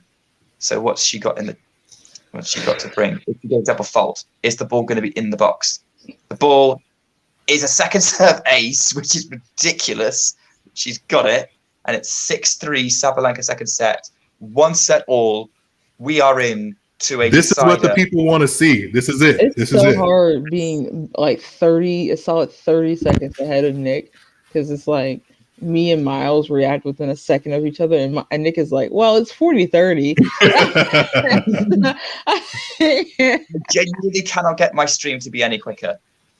Well, it's okay. I mean, we've both been in your position before. Trust us. Me. It's just funny that we're now ahead and you're behind. It's just funny to me. If I see one more Burger King commercial, I'm gonna scream. Whopper, when is Burger King even open? Whopper. Tell you what, I'm going to see if I can fix my stream again. Miles, talk to us about crying. Yes. Okay. So, I hope John is okay with this, because John is okay with this because it's not necessarily bad. But I did research that I didn't intend to do about Naomi Osaka, and I was like, people have thrown around the crybaby term, and I just thought, she's been tearful in big moments in her career. But from what I've seen, before she was even an Indian Wells champion, she's cried in press conferences before. If you go back to 2017, even 2016, there's evidence of her crying. So maybe that's just a level of her personality that people really didn't give proper space for, now that she has become the icon and champion that she became over the past 4 or 5 years. So yeah, I just thought that was interesting, because I didn't even realize that she was as much of a public crier as she was until people just kind of, kept saying that in my comments, or kept saying that in general around conversation around her. So I'm not calling her a crybaby, just to be clear. I just think she's a person who's way more comfortable than probably the average person is with crying, and maybe that's just how she lets out some of her anxiety.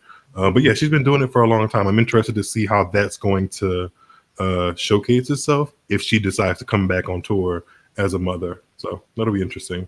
Naomi Osaka being a mother was not on my 2023 bingo card. But here we go. It wasn't on anyone's. Like, I am shook. If I saw that, I was like, she was like, it's a little life update, by the way. I'm like, girl, the little life update. People suspected it. People that suspected it because there was so much, stuff going around, or not so much stuff going around with tennis. So people suspected it, but I just was like, there's no way she's pregnant. And then boom, yeah, she confirmed it. She pregnant.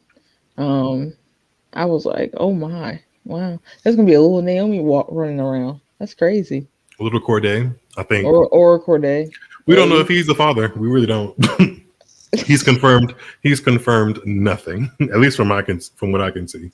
Oh, do we need to have a Maury tennis version? No, I just want him to say something. We go on Maury to have like this very dramatized television show. I don't think Osaka going on Maury helps anybody. No, it doesn't help nobody. But Maury will pay to have that happen. Right. Have the show be blasted everywhere. I need to get. So who do you guys think is going to leave with the Daphne Ackhurst Memorial Cup? I thought it was trophy. Is it? Yeah, thank you. I didn't know if it was cup or trophy. Who do you guys think? We're 50-50 now. Sabalenka or Rybakina? I'm going with. I gotta go with Big Sabs. That's my pick to win it all. So going with Big Sabs. Sabalenka here as well. I'm going with Rybakina. I'm sticking with it.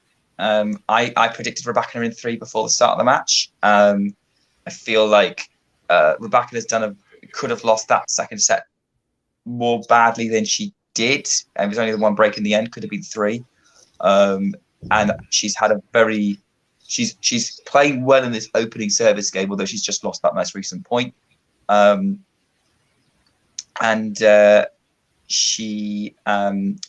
think that Rybakina will probably steal herself a bit more. It might go to a tiebreak or something, but I'm fully expecting. I'm fully expecting this to I am still confident Rybakina can right the ship and win the match. And also, let's face it, it'd be boring if we all said Sabalenka. Right. Yeah, he's only saying that because he wants to be contrarian. Let's be real here. Sounds like an ESPN. Never mind, I shouldn't say that. I'm screaming. Also, let's be real. Rybakina beat Iga, so if she loses the eventual champion, I'm not going to be complaining. I mean, you shouldn't be complaining Super anyway fair. as an Eagle fan. Like, what in the world? I mean, By the yeah, way, as an Iga fan, I'd be sitting pretty because she's not moving that #1 ranking until at least September. I just want to know who his number 2 on the list is. He hasn't said that yet. He thought we forgot.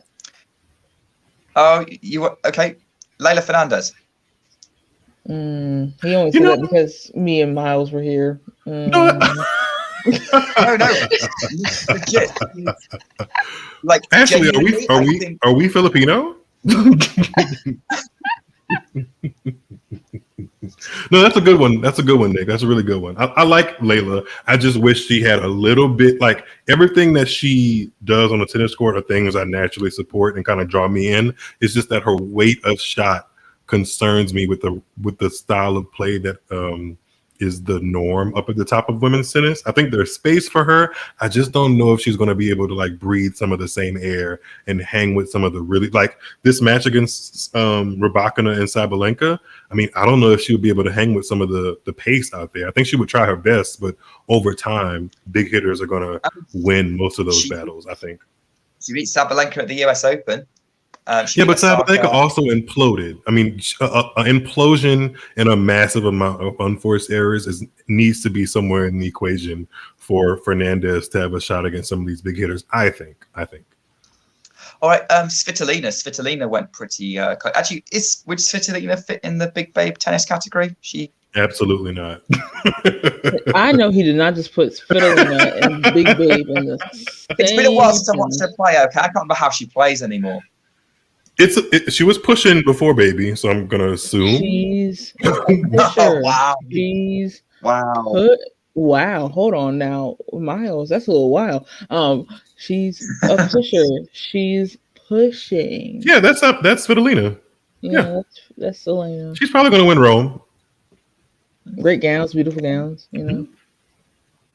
You know, I haven't paid attention to what the baby looks like that Svitolina and Monfils created. I should go take a gander on Instagram because I have no idea what the baby looks like. I forgot they even had a child. Okay, listen. I think that's a pretty cool story for tennis. I mean, if you're a tennis insider, I think that's really cool. I almost forgot Rafa had a child until I saw him walking around with. I think child. Rafa forgets sometimes still too. Actually, I'm screaming. He probably does. Like the way that he be holding that baby sometimes, I'm like, oh my God, give it back to Maria, please. I mean, he's lived almost 40 years without being a father, so I can imagine it's going to take a little bit of adjustment.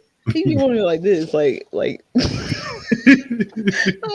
I'm like, please give that back to Maria or put that. Some of these returns, Rybakina's hitting is really good.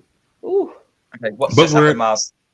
Actually, Sabalenka hit a pretty good serve. Rybakina hit an awkward return, and Sabalenka hit an even more awkward return off of that, and Rybakina couldn't track it down.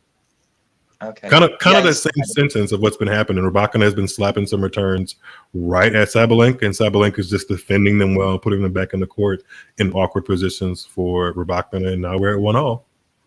that this disappears tactic from both players is just hit it right at them and make it awkward. Does anyone else see the 2021 French Open champion in the stadium for this match? I refuse to see that man. Also, I was talking about Barbora Krejcikova. Oh, okay. They just showed her watching the match in the stadium. I'm fine with Barbora. She's cute. She's quirky. I actually thought she was gonna beat Pagula. Actually, I thought she was gonna go much further in the tournament. I mean, she got to the 4th round, so that's not terrible. But and yes, actually, that was Russell Crowe. Going back to the comment you made like almost 2 hours ago. Yeah, literally almost 2 hours. I was like, oh, it's Russell Crowe. All right, he's a little chonky now. Remember when Will Smith was in the audience at the Australian Open? Yeah, that was like 2018, and like Nick Kyrgios said, "Oh, I want Will Smith to play me in the biopic." I was like, "Boy, you don't shut your clown behind up somewhere." I feel like Will Smith would tell him to shut his mouth. No, Will Smith was Will Smith over there like kikiing and laughing and shit. I'm like, and stuff. I'm sorry, this is a family show. This is a family show. I'm sorry, I forgot. Yeah, I was trying to paraphrase the infamous quote. But anyway, well, it would be keep my wife's name out your email. Yeah, let's continue with this match. It's 1 game all, and it's 15-all on the Rybakina serve. Her coach is applauding her for winning the last point. It's definitely high tension. Both players holding their opening service games relatively comfortably. That's why we've probably not talked a lot about tennis, or at least the action on court. But it's out wide. Oh, lovely serve from Rybakina, unreturnable. Yeah, she needs to work on getting that in play more often for her sake, if anything else, just to keep her a bit more competitive. It just make her even more dangerous for the rest of the WTA tour. Because when it goes in, it's incredible. Again, she's got that first serve in out wide, but then puts the backhand into the net as the Sabalenka return was really awkward position, almost, again, like we've been saying, right at her. And it's 30-all. Pivotal moments here, Miles.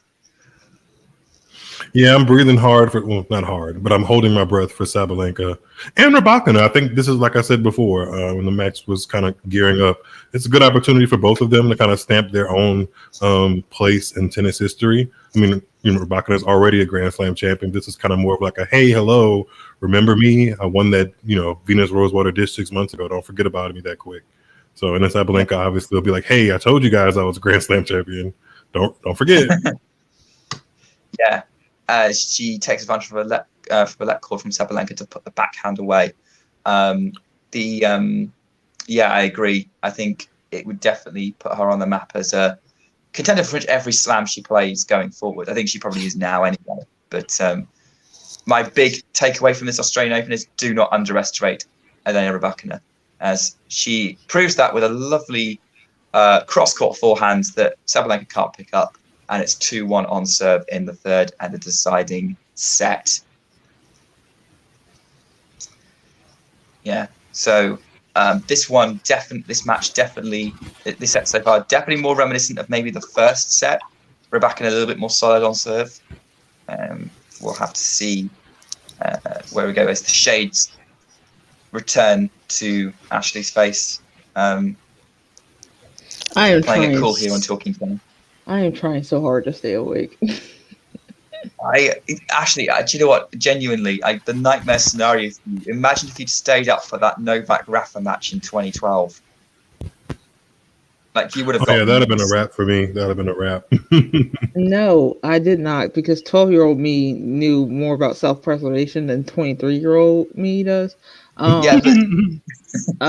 did, however, wake up for the 2019, absolute thrashing of between Rafa and Novak. That was disappointing, because I woke up just for him to lose in straight sets. Like, I'm still blaming Jo-Wilfried Tsonga for why we have to but why Djokovic felt so comfortable in Australia, because Jo-Wilfried Tsonga should have won that final.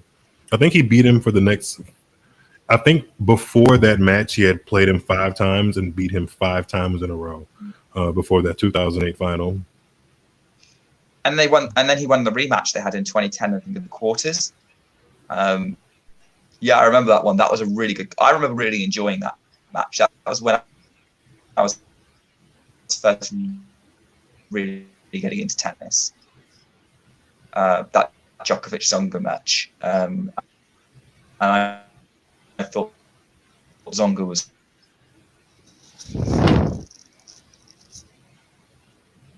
I think we might have lost Nick. Let it go. Is he frozen? He's frozen. Oh, it happens. Yeah. Well, it's just the two of us now. Just the two of us. From my side, looks like Sabalenka is serving 1-2 third set, love 15 second serve. Let's see what she can come up with. She gets second serve in. Rybakina hits a backhand long. Sabalenka shouts. She realized that this is, it's getting hot in the kitchen right now, so it's time. Come on, score update. Oh, sorry, it was 15-0. I thought it was 30-15. Not. I was trying to give Sabalenka more points. That's something I got to work on. I can't get my faith. Points it didn't earn. Oh wow, another long return from Rybakina. She seems frustrated. 30-15 Sabalenka serving. I just got that dreaded notification that I did not charge my laptop properly, so we're just gonna plug in my laptop. Because am I back? I was playing on you. Yes, you are. I thought I saw some movement for you, Nick. I thought I heard you. Yeah, my internet dropped. These lets, I would hate to have like a really, really good serve, because it's almost like lets from first serves always happen when you hit a good serve or the opponent, puts their racket on it barely and can't make it over the net, and then the umpire's like, let. I'd be pissed. I'd be so mad. Like that was a good serve and you ruined it. You ruined it. Yeah. At which point just put some more somewhere, somehow, John McEnroe is going, play let's. I think that Navratilova likes that narrative too. Great +1 backhand cross court for Sabalenka to bring her up to 40-15. Her backhand, if she wins this title in this match, she needs to kiss her backhand, because it's definitely brought her into this match or brought her back into this match, and it could potentially put her ahead. So that is 13 backhand winners to 4. That's just, oh man, she's just hitting that shot just so beautifully. That wasn't long. Wow. Oh wow. She gets her first serve in. Rybakina actually punishes it and hits her forehand to try to come in, but she hits it very deep, and Sabalenka just nudges the backhand past her. We're at 2-all third set.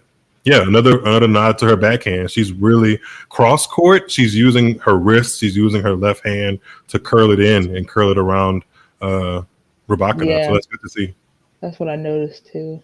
I have a question for the chat. If we can answer this at a changeover, but I always like to ask people this: would you rather serve first or second in a final set for a championship? Always first. First. I mean, I think that depends on your comfortable level, or your is comfortability a word? Your level of comfortness. Whatever. You guys know your level of comfort. Your level of comfort at the service line. At the service line. I mean, if you know that you're not going to be putting in even attack, if you know you're going to put in attackable serves, then maybe. But I mean, it's the advantage of serving first always seems nice. I know this is a controversial opinion for me, but I have always said second, because I just trust my return. And once I get the return all squared away, I think I can be more comfortable on serve. So I've always been like, let me serve second so I can just attack the return. That's a very Davenport-esque thought process, because even I've heard her say on live on air that she would, even though with the serve that Davenport was known for, she would choose to return first just to kind of get her warmed up, and she also had faith in her return, so that has to be a great thing, to be able to have faith in your return and in your serve. Well, Davenport is one of my favorite players, so not when she came against Sweetness though. That was like 3 lifetimes ago, so I let it slide. Listen, Hey Wayne. Hi. Thanks for joining, Wayne. Thanks for joining. Yeah. I know I'm in the minority when I say second, but I mean either way. No, I can see why you would. can see why you would say that, because I would serve. I'd serve first because I have very little confidence in my serve. So if I have to serve it out, nightmare scenario. Whereas I'm more confident in my return, so I'd rather be able to. If I can hold serve, my return will get me the win. Having said that, interestingly, when I look back at tight matches I've had, or when I've actually had, or like my best matches, the ones where I've served second or served it out have actually been the better ones. So maybe I should look at the data rather than my own gut. Speaking of tight matches, we're at 30 all on Rybakina's serve. She just hit a forehand long, and her coach and her shared a long look. So I'm interested to see what she does at the line here. Let's see if she can get a first serve. She also had her first double fall of the match. Her first serve percentage has really got to be low. She just missed another one, so she's going to try to defend her second serve here at 30 all.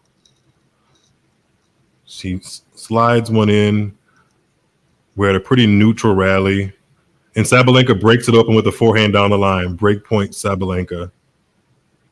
Opening for Sabalenka to take a lead in this third and decisive set. She seems more settled. I mean, the points have slowly started to look like more what she wants on her racket and on her terms, you know? So that's good to see if you're a Sabalenka fan. She's also crafting the longer rallies a touch better than she did in the first set. Not that they were bad in the first set. Rybakina gets in, sorry, Ashley. Rybakina gets in a really good first serve when she needs it. Now we're at deuce. That was a beautiful first serve. Yeah. Her flat first serve down the tee is really good. She's not necessarily getting it all the way at the tee right now, like I've seen in previous matches. But when she's firing, that's a really hard serve to read. The last one was 191 kilometers per hour. Oh wow, that was in. She had another really good serve that Sabalenka just couldn't, barely handle. Now that was 120 miles per hour on that last serve. ESPN just did the conversion for me. Thanks, ESPN. Advantage Rybakina. Yeah. Okay. You are definitely way ahead of me because I'm just seeing that unreturnable serve at deuce. Sorry. Oh, wow.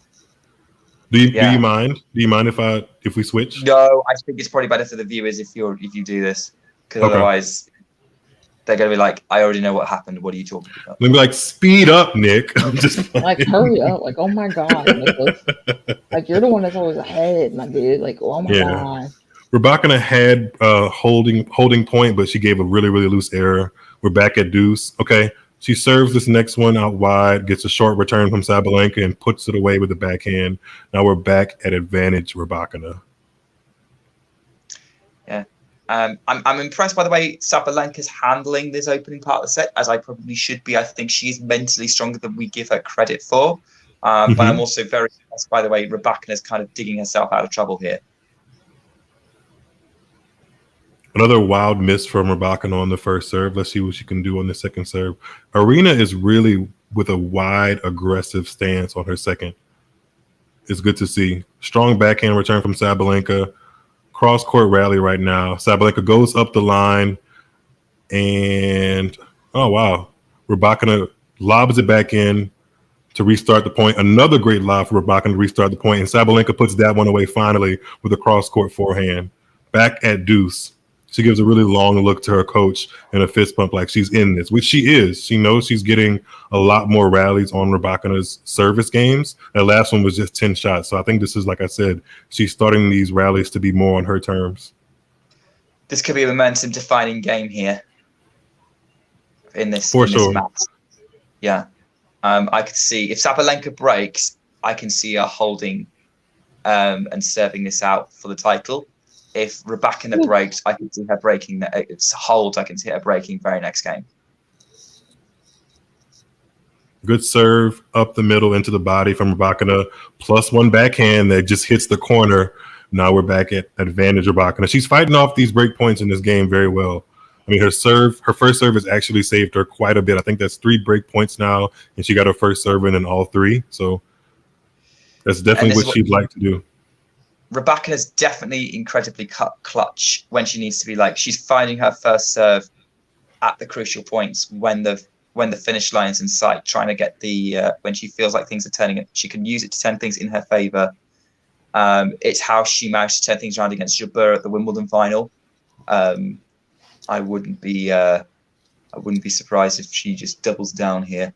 And she gets put another first serve in to close out that game and go ahead 3-2. So that was definitely a tight service game that Sabalenka, if she doesn't win this match, I definitely would go back to that 2-all game and maybe, hope for some second serves if I was Sabalenka. But Rybakina didn't give her any. And as a competitor, I mean, what more could you ask for to get your first serve in on a point, where, there's a break point at bay. So I'm just going to grab the charging device. I'll be back in 10 seconds.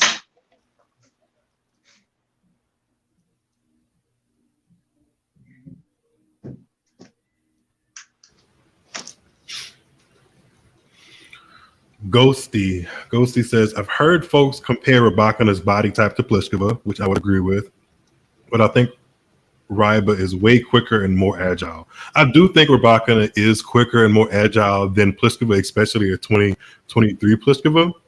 But I also think what sets Rybakina apart from Pliskova, and I've heard another commentator say this, is that she bends very, very well for her height. So a lot of her backhands that she, is able to kind of get just above the net and be so linear with her game is because she bends down way better compared to Pliskova. But the anatomy of their body, I can just see that from an eye test. They do look similar. And I agree, Ghosty, that was a missed opportunity for Sabalenka. 3 break points in a game in the third set is, you got to convert on one of those.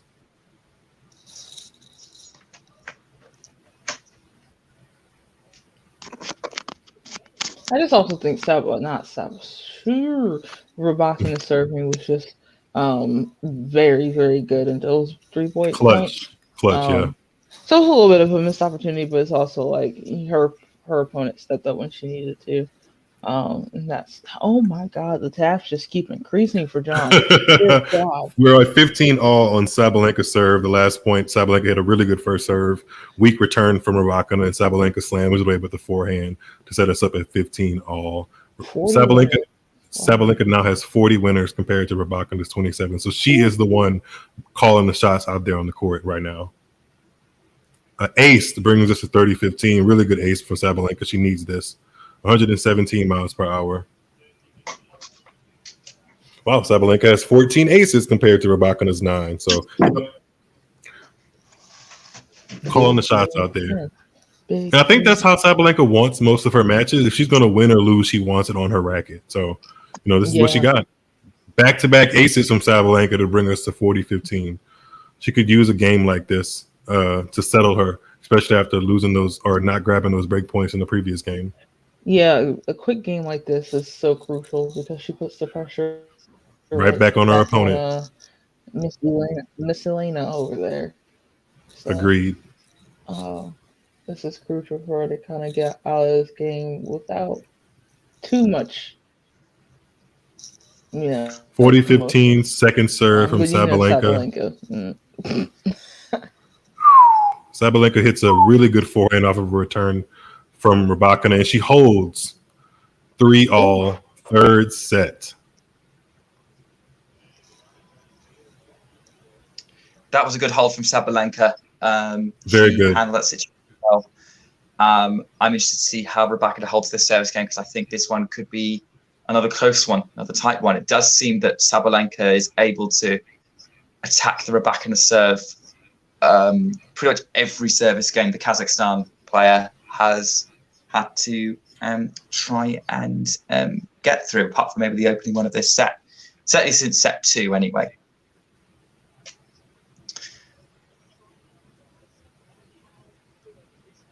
It does feel that Sabalenka has fought her way back into this match. A good point from John, by the way, talking tennis. Make sure you guys are subscribing and liking this video, by the way, if you're enjoying our commentary. And thanks to John for allowing us to do this in the wee hours of the morning, if you're on U.S. time. But yeah, the 3 times that... Ashley, you had something you wanted to say? Sorry. No, you're good. Okay, but I do think this is a good point. The 3 times that these two have met, all going 3 sets, and Sabalenka has won all 3 times. So I think that's something that you can pull from. And the deeper this match goes in the 3rd set, she's been there before. She's beaten this opponent, regardless of the stage. She knows she can, walk up to the net as the victor. I just love all the threes there. That's so neat and tidy. Yeah, 3-3-3. Yeah. Speaking of 3, the game score starts with 3. It's 30-love on Rybakina's serve right now. Wow. 2 pretty quick and easy points from her. Oh, 3-all. There we go. And the score right now. Wow. There's so many threes.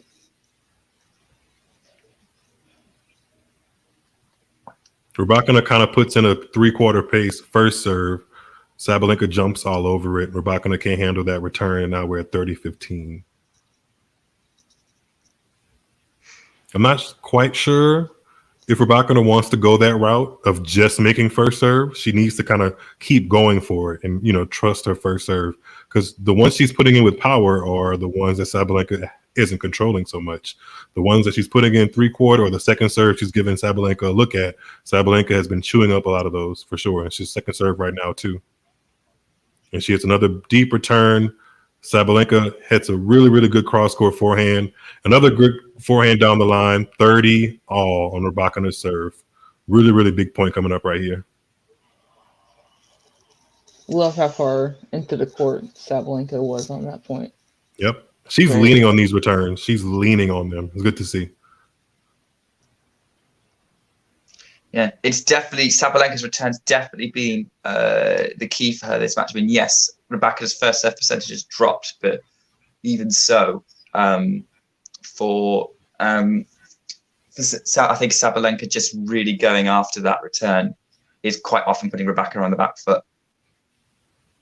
Another second serve here at 30-all. Oh, wow. Sabalenka breaks open a very neutral point with a cross-court forehand winner. Break point, another break opportunity for Sabalenka in this 3rd set. That was a forehand. Whew. That was a forehand. Whew. Off of like a tricky leg court too. She just ripped it. She just cranked it when she had the chance. Let's see what serve Rybakina has up her sleeve. I feel like what side is this? Is this the ad side? Yep, this is the ad side. I feel like she's gone flat out wide a lot on the ad side. I would agree. At least on my eye test. Look at me knowing stuff. Oh my God. And that's exactly what she did just now, and they got her the point. Yep. Flat out wide. Sabalenka couldn't speed up to it. Backhand into the net. Back at deuce. That's exactly what happened. Look at that. I had to remember what side it was, because I think that the deuce side is the one where she tries to do the flat down the tee. Yep. So I had to remember which side were we on, because that changed. Exactly what she did again, Ashley. Backhand up the tee on this deuce point. Pretty neutral point, and Rybakina goes along with the backhand. Another break opportunity for Aryna Sabalenka in this 3rd set. Second of this game, I believe her ratio cannot be great. She needs to grab one of these if she really wants to take hold of this match.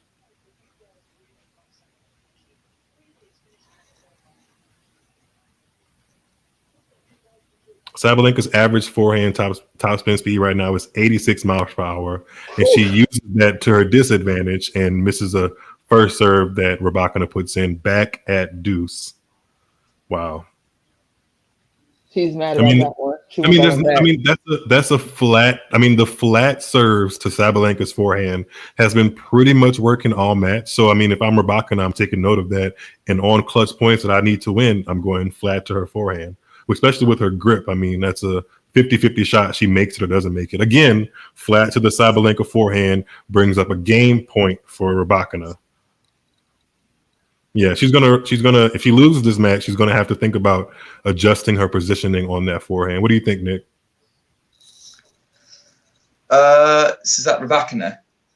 No, Sabalenka's serve positioning. She's missing a lot of forehands long that Rybakina is hitting flat to her forehand wing. Yeah, I don't know. I mean, it's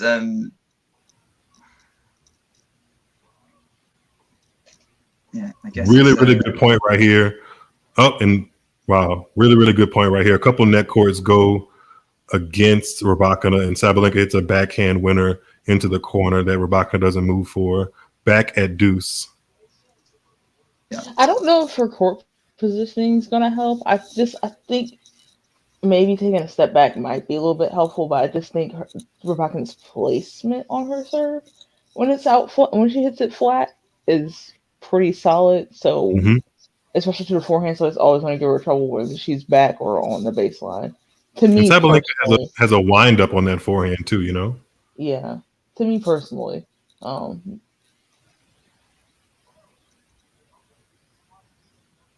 Let's see what Rybakina does here. Second serve, deuce. Kicks it in down the tee and misses the next backhand in the net. Another break point for Sabalenka. That was a curvy serve right there. Yeah, she had some shape on it, and Sabalenka got it right down the middle of the court, but Rybakina didn't move her feet for that backhand and ended up in the net. Third break point for Sabalenka in this game. Fourth of the set, third of this game. I think the past couple points she's been in the ad side, she's actually gone closer down the tee flat. I wonder if she goes back out wide. Rybakina missed her first serve into the net here. Let's see what she can come up with on the second. She was definitely going out wide on that first serve. She was. Sabalenka hits a very, very deep return that almost knocked Rybakina back. Wow. Sabalenka hits a smash from the middle of the court. Winner puts her up 4-3. She finally breaks Rybakina's serve. 4-3, third set. Yeah, that serve, that return of serve definitely set her up for that. Wow. I mean, that was a very deep return. Yeah, very. Knocked her off Rybakina's feet. Someone wake up Harold. Oh, man. Wait, what about Harold? I said, someone wake him up. He probably sleep right now. Someone on my Twitter just said, okay, this one's better than Osaka Kvitova. Was that the last three? No, Muguruza and Kenin was a 3-set Australian Open women's singles final. There haven't been any since, right? Because 2022 and 2021 were both straight sets. So yeah, this is a very competitive final. Very, very. Either way, I'm going to celebrate by getting some pancakes on my IHOP when they open. I got waffles at home, so that's what I'm going to eat. I don't cook at home, actually. I'm a single bachelor. I'm screwed. You're not going to sleep before you eat? What'd you say, Nick? You're not going to sleep before you eat? No. I am gonna go to sleep. I'm going to sleep until like 9, and then I'm going to go eat after that. They're showing Sabalenka's top spin average on her forehand and backhand, 87 on the forehand, 83 on the backhand. That's pace. Speaking of pace, Rybakina hits a crushing first serve return winner to open her up at love 15 in this servers game, where Sabalenka is trying to consolidate a break. So that's interesting.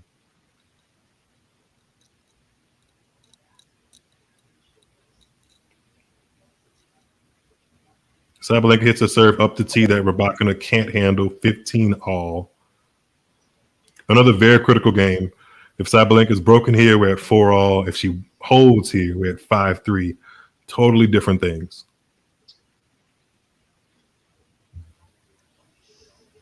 It's crazy how my Twitter timeline is saying, some people are saying, Rybakina, stand up and fight.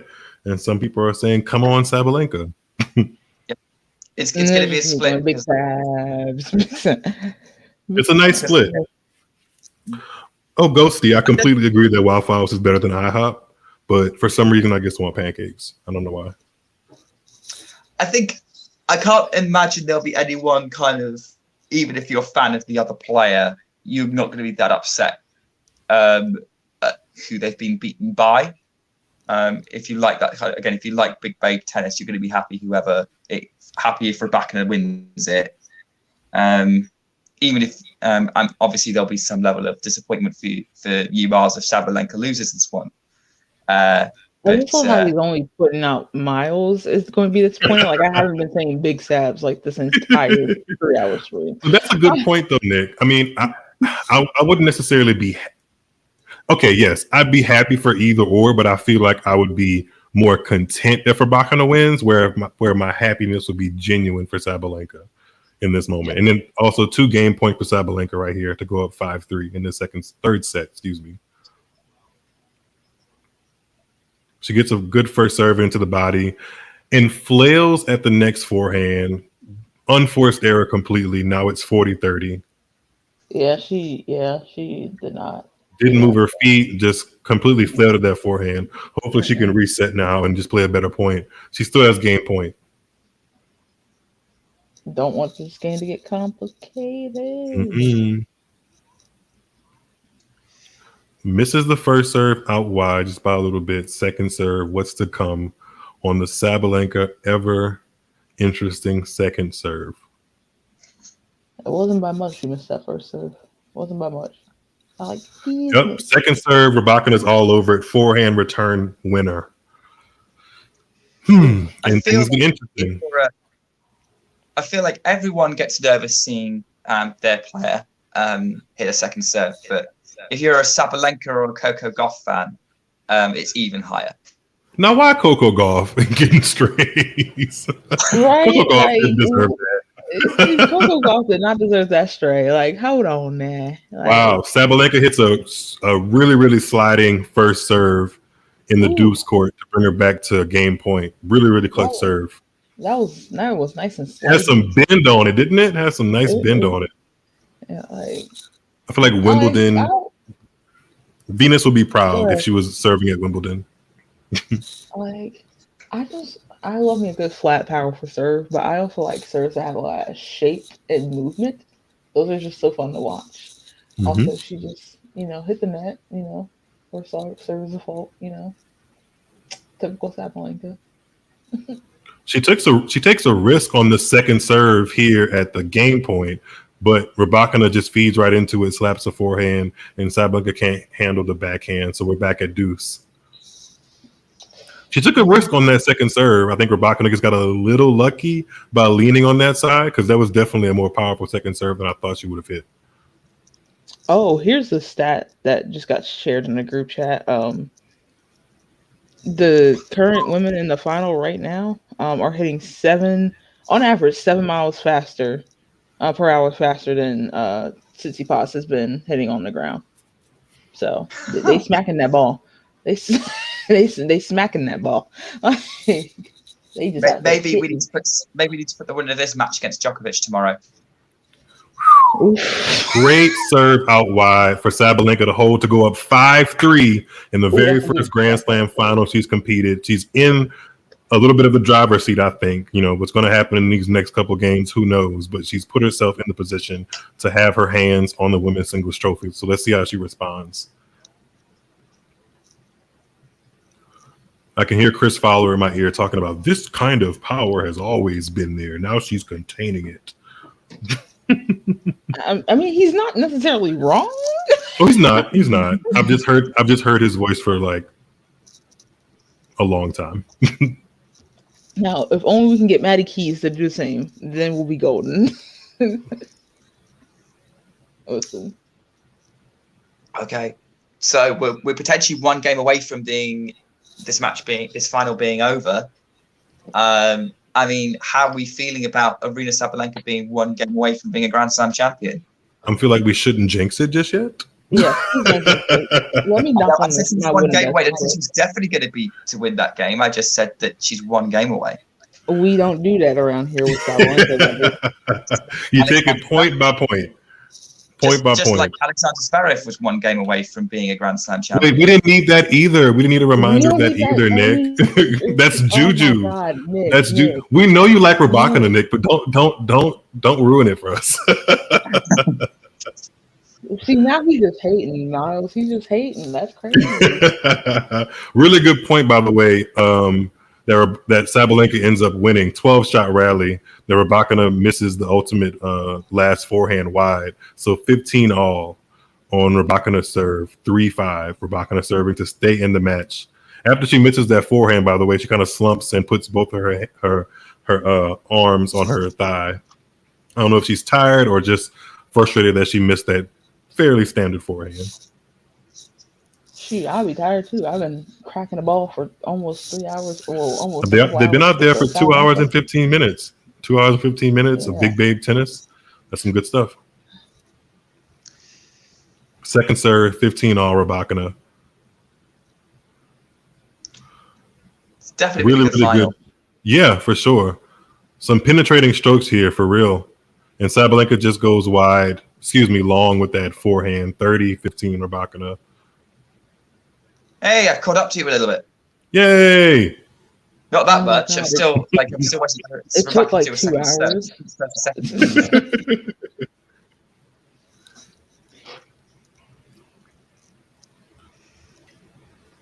Yeah, really good rally there for 30-15.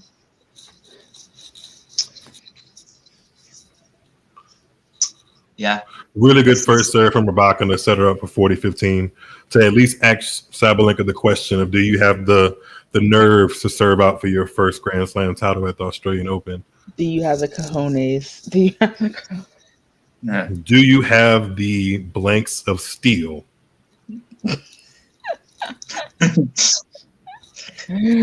Oh. I mean, yeah, Sabalenka serving out a Grand Slam match. That's going to be entertaining. Mm-hmm. If I See, actually had hair on my head, it would be standing up. I don't like the juju that Nick is putting in the air. I know, right? I'm doing that annoying commentator thing where it just tries to keep the viewers convinced that this match is high tension, it's going to keep going, and it's not over yet. You're just Sabalenka's saying still that swinging. 40-30. She gets one of those points back. She gets one of those game points. One more remaining for Rybakina. she's still swinging. She's still swinging. She is going to swing during this match. And I love that. That's one of my favorite things about her. She's swinging. Ain't no patty cake Martina Hingis playing around here. Sorry, Martina Hingis fans. Sorry. He ain't sorry, y'all. He ain't sorry. Oh, good 1-2 punch from Rybakina. She closes out that game with a lot of confidence. So now it is officially on the racket of Sabalenka to see if she can serve out this match and get her hands on a Grand Slam trophy. Let's see how she comes out. This is the biggest moment of her career by far. I'm so tired. I am exhausted. I need sleep. You need to smoke something after this. Ah.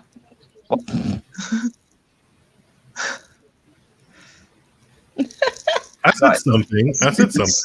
I am very much of age to smoke a cigarette if I would like to. Didn't say it was going to be a cigarette, but you know. I'm gonna go to sleep. That's what I'm gonna do. We're towing the line here. You know, it's not past. You know, it's not the middle of the night anywhere else in the world. I mean, it's currently 11 o'clock in the morning for me. I was just about to ask what time it was for you. It's 11 o'clock. Yeah, it's 11:05 for me. In the morning. So basically, I don't know what I'm going to do with like the one downside of the Australian Open being in the morning is what do I do with the rest of my day? Yeah, I mean, well, the tide is going to turn when it's French Open and Wimbledon time because if I'm lucky enough to do more commentating, I am going to be slightly grouchy because first ball is like 6 a.m. Eastern Standard Time, and that's early. What time would the night session matches be at the French? Because they're 9 p.m. I don't even count those yet. They were a complete mess last year, so we'll see if they even have them again. True. Well, I think they'll probably tweak it, but yeah. That sort of the late matches at Wimbledon or Roland Garros will probably be more your thing. But whilst it's not late night, anywhere near late night in the UK or America, it is in Australia. And in Australia, in this opening point of Sabalenka serving for the title, Rybakina completely mistimes a backhand, 15 love. Sabalenka, second serve now. That was a tight backhand. Very, very tight. Let's see what Sabalenka can do on this second serve. She puts good shape on that second serve. Neutral rally, cross court, and Sabalenka yanks at a forehand in the bottom of the net. 15 all. Every point at this point is so crucial. This is going to be a tight game from both, I think. If Rybakina is still in this, She knows she's still in this, but she's got to take it.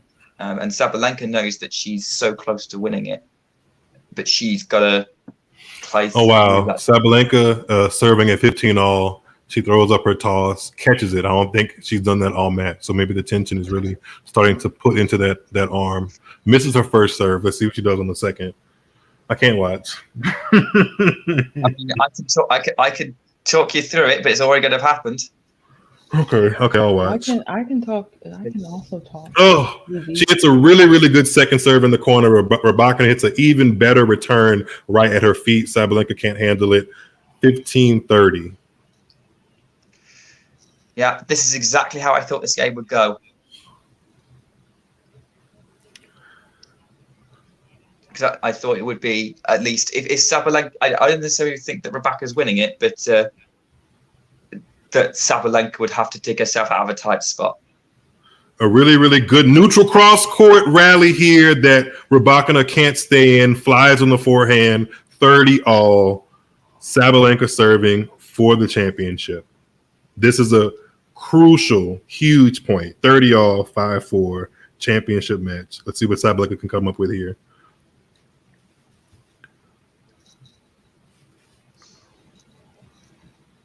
First serve down the tee ace.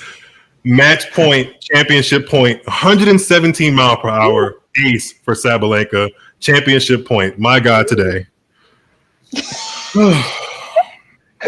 Ooh, that sounds.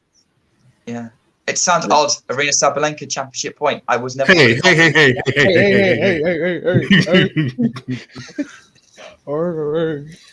She misses her first serve just by a bit. Second serve, Sabalenka. Ooh. Yeah, not by much. It was like this much. Like this much.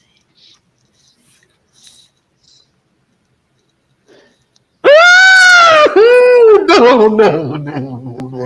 Oh, we double fault. Oh, God. No. God. No. That's the most Sabalenka way. Zetas Lapidus. My God. Wow. That is, yeah. I mean, Ashley's spot on. Deuce. Thanks for the $10, Ghost. Really appreciate that. She comes back to the line, hits her first serve, cross-court forehand winner, second championship point, Sabalenka. Thanks, Ghosty. Sorry, clear down a bundle of nerves here. Thanks, Ghost. You're great. You're great. Second championship point, Sabalenka. Do you want me to call this? I got it. I got this. We didn't get this far for me to break now. Emotional moment here on Talking Tennis. By the way, she gets second serve in, backhand cross court, neutral rally. Cross court error, Sabalenka. Okay, back to deuce. Come on, Sabalenka. Sorry, you guys. Normally, I'm much cooler than this. Normally. This is exactly the conclusion this match needed. From a neutral standpoint. My goodness. Are you neutral, Nick? Are you sure? Nick is not neutral. Are you sure, Nick? I mean, I'd like to be right, but I also... Listen, if we're being fair here, I've been the most neutral here this entire time. You have. Thank you. Second serve, deuce, Sabalenka serving. Tell you what, imagine if it was like first Grand Slam final match between Sabalenka and Sakkari. That would be nervy. Ew.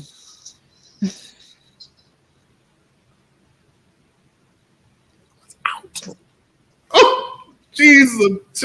Okay, pretty nervy stuff from Sabalenka and opens up a spot for Rybakina to hit a cross-court winner. Break point, Rybakina. Oh, my God. Wow. Oh, Jesus Christ. Jesus freaking Christ.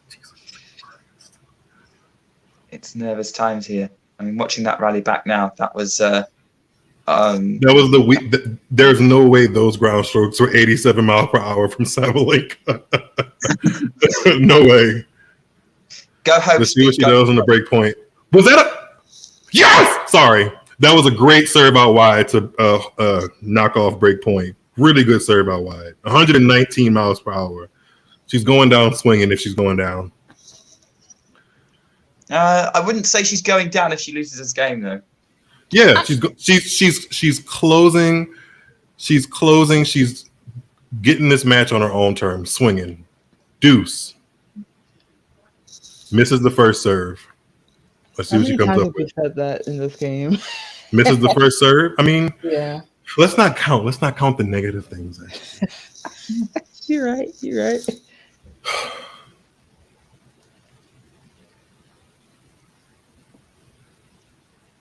Cross-court forehand rally that Rybakina nets another championship point for Sabalenka. Championship point number 3.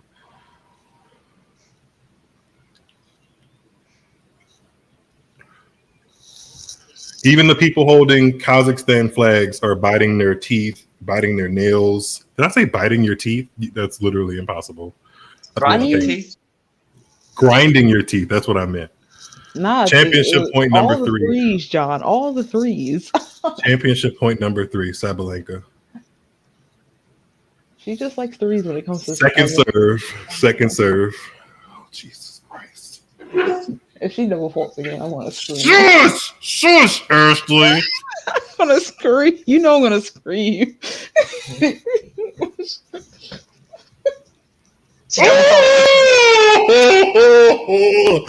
So she didn't double fault, but Rybakina got the serve in play, and Sabalenka hits a second shot backhand error long. Back to deuce.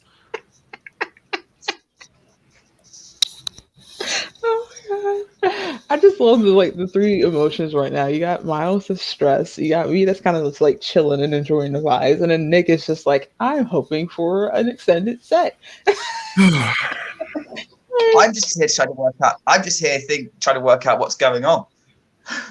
Really good first serve from Sabalenka again.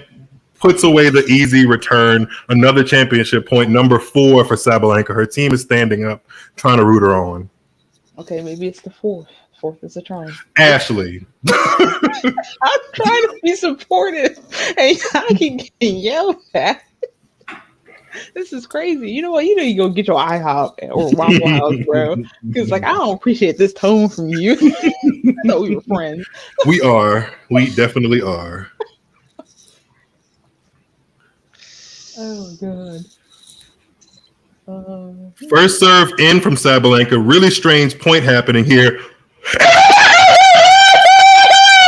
Oh!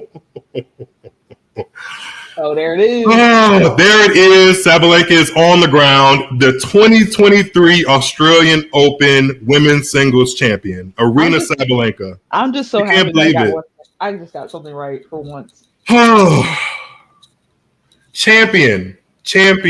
There it is. I think my pits are sweatier than the person in Sabalenka's box who they just showed. Sabalenka deserved that, man. 2 57-minute sets. The second set was 57 minutes and the third. And big congratulations to Sabalenka. She can't believe it. Wow. Can you hear me? Yes. Yep. Yes. Oh, wow. I'm exhausted. Wow. What a match. I mean, we deserved that. Yeah. Mm-hmm. I mean, I think, listen, this tournament needs 2 great finals, and we've got 50% of the way there. Yes. Because I must say, with the exception of Andy Murray, it's been a fairly flat tournament in many respects, compared to, say, the US Open of the last couple of years. Wow. And she double faulted on championship point. Yeah, she served. She had nerves. She had nerves of steel, because that would have shaken anybody, especially the same person who double faulted their way into the Australian Open last year. I mean, that's the arc of her career just in the past 12 months has been crazy. This is the kind of stuff women's tennis needs, and Sabalenka's providing it not only with storyline but with great tennis in this final. That was great. Ashley, Thank you very much, by the way, for staying awake for all of that. I hope it was worth it.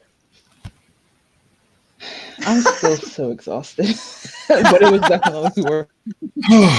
Ashley, listen, I think you deserve I'm still so tired. I'm literally gonna crash. Go crash. I'll speak to you soon. Take care. Bye, everyone. Oh, Thanks for having me on. Sabalenka's crying. She can bear. Oh, Bye, Ashley. right. Get some good rest. You deserve it.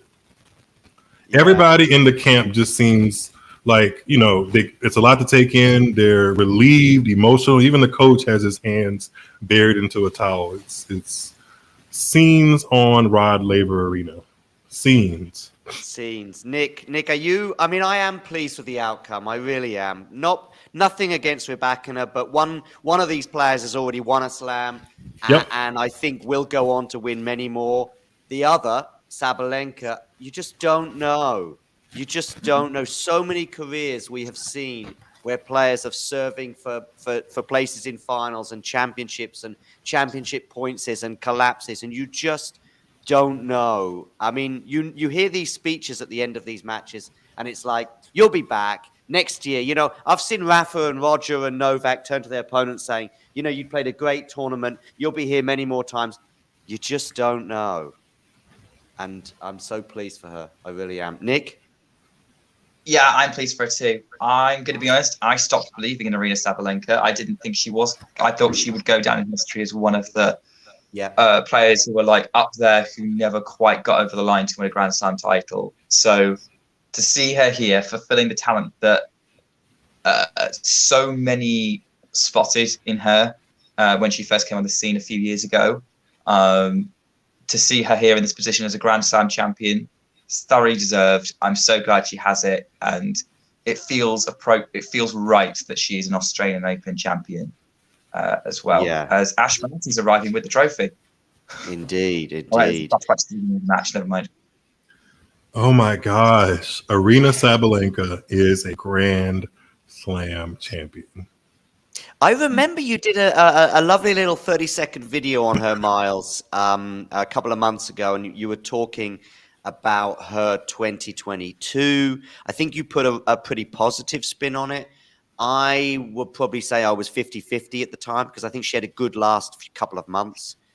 I predicted her to win the tournament at the beginning, but going into the final, I had the same doubts that many of us in the Talking Tennis, Popcorn, and tuned into tennis community, if you like, had about the final, and the first set added to those doubts. But boy, oh boy, now she's got over the line, by the way. She may go on to win 2 or 3. She may not. It's such an unpredictable sport.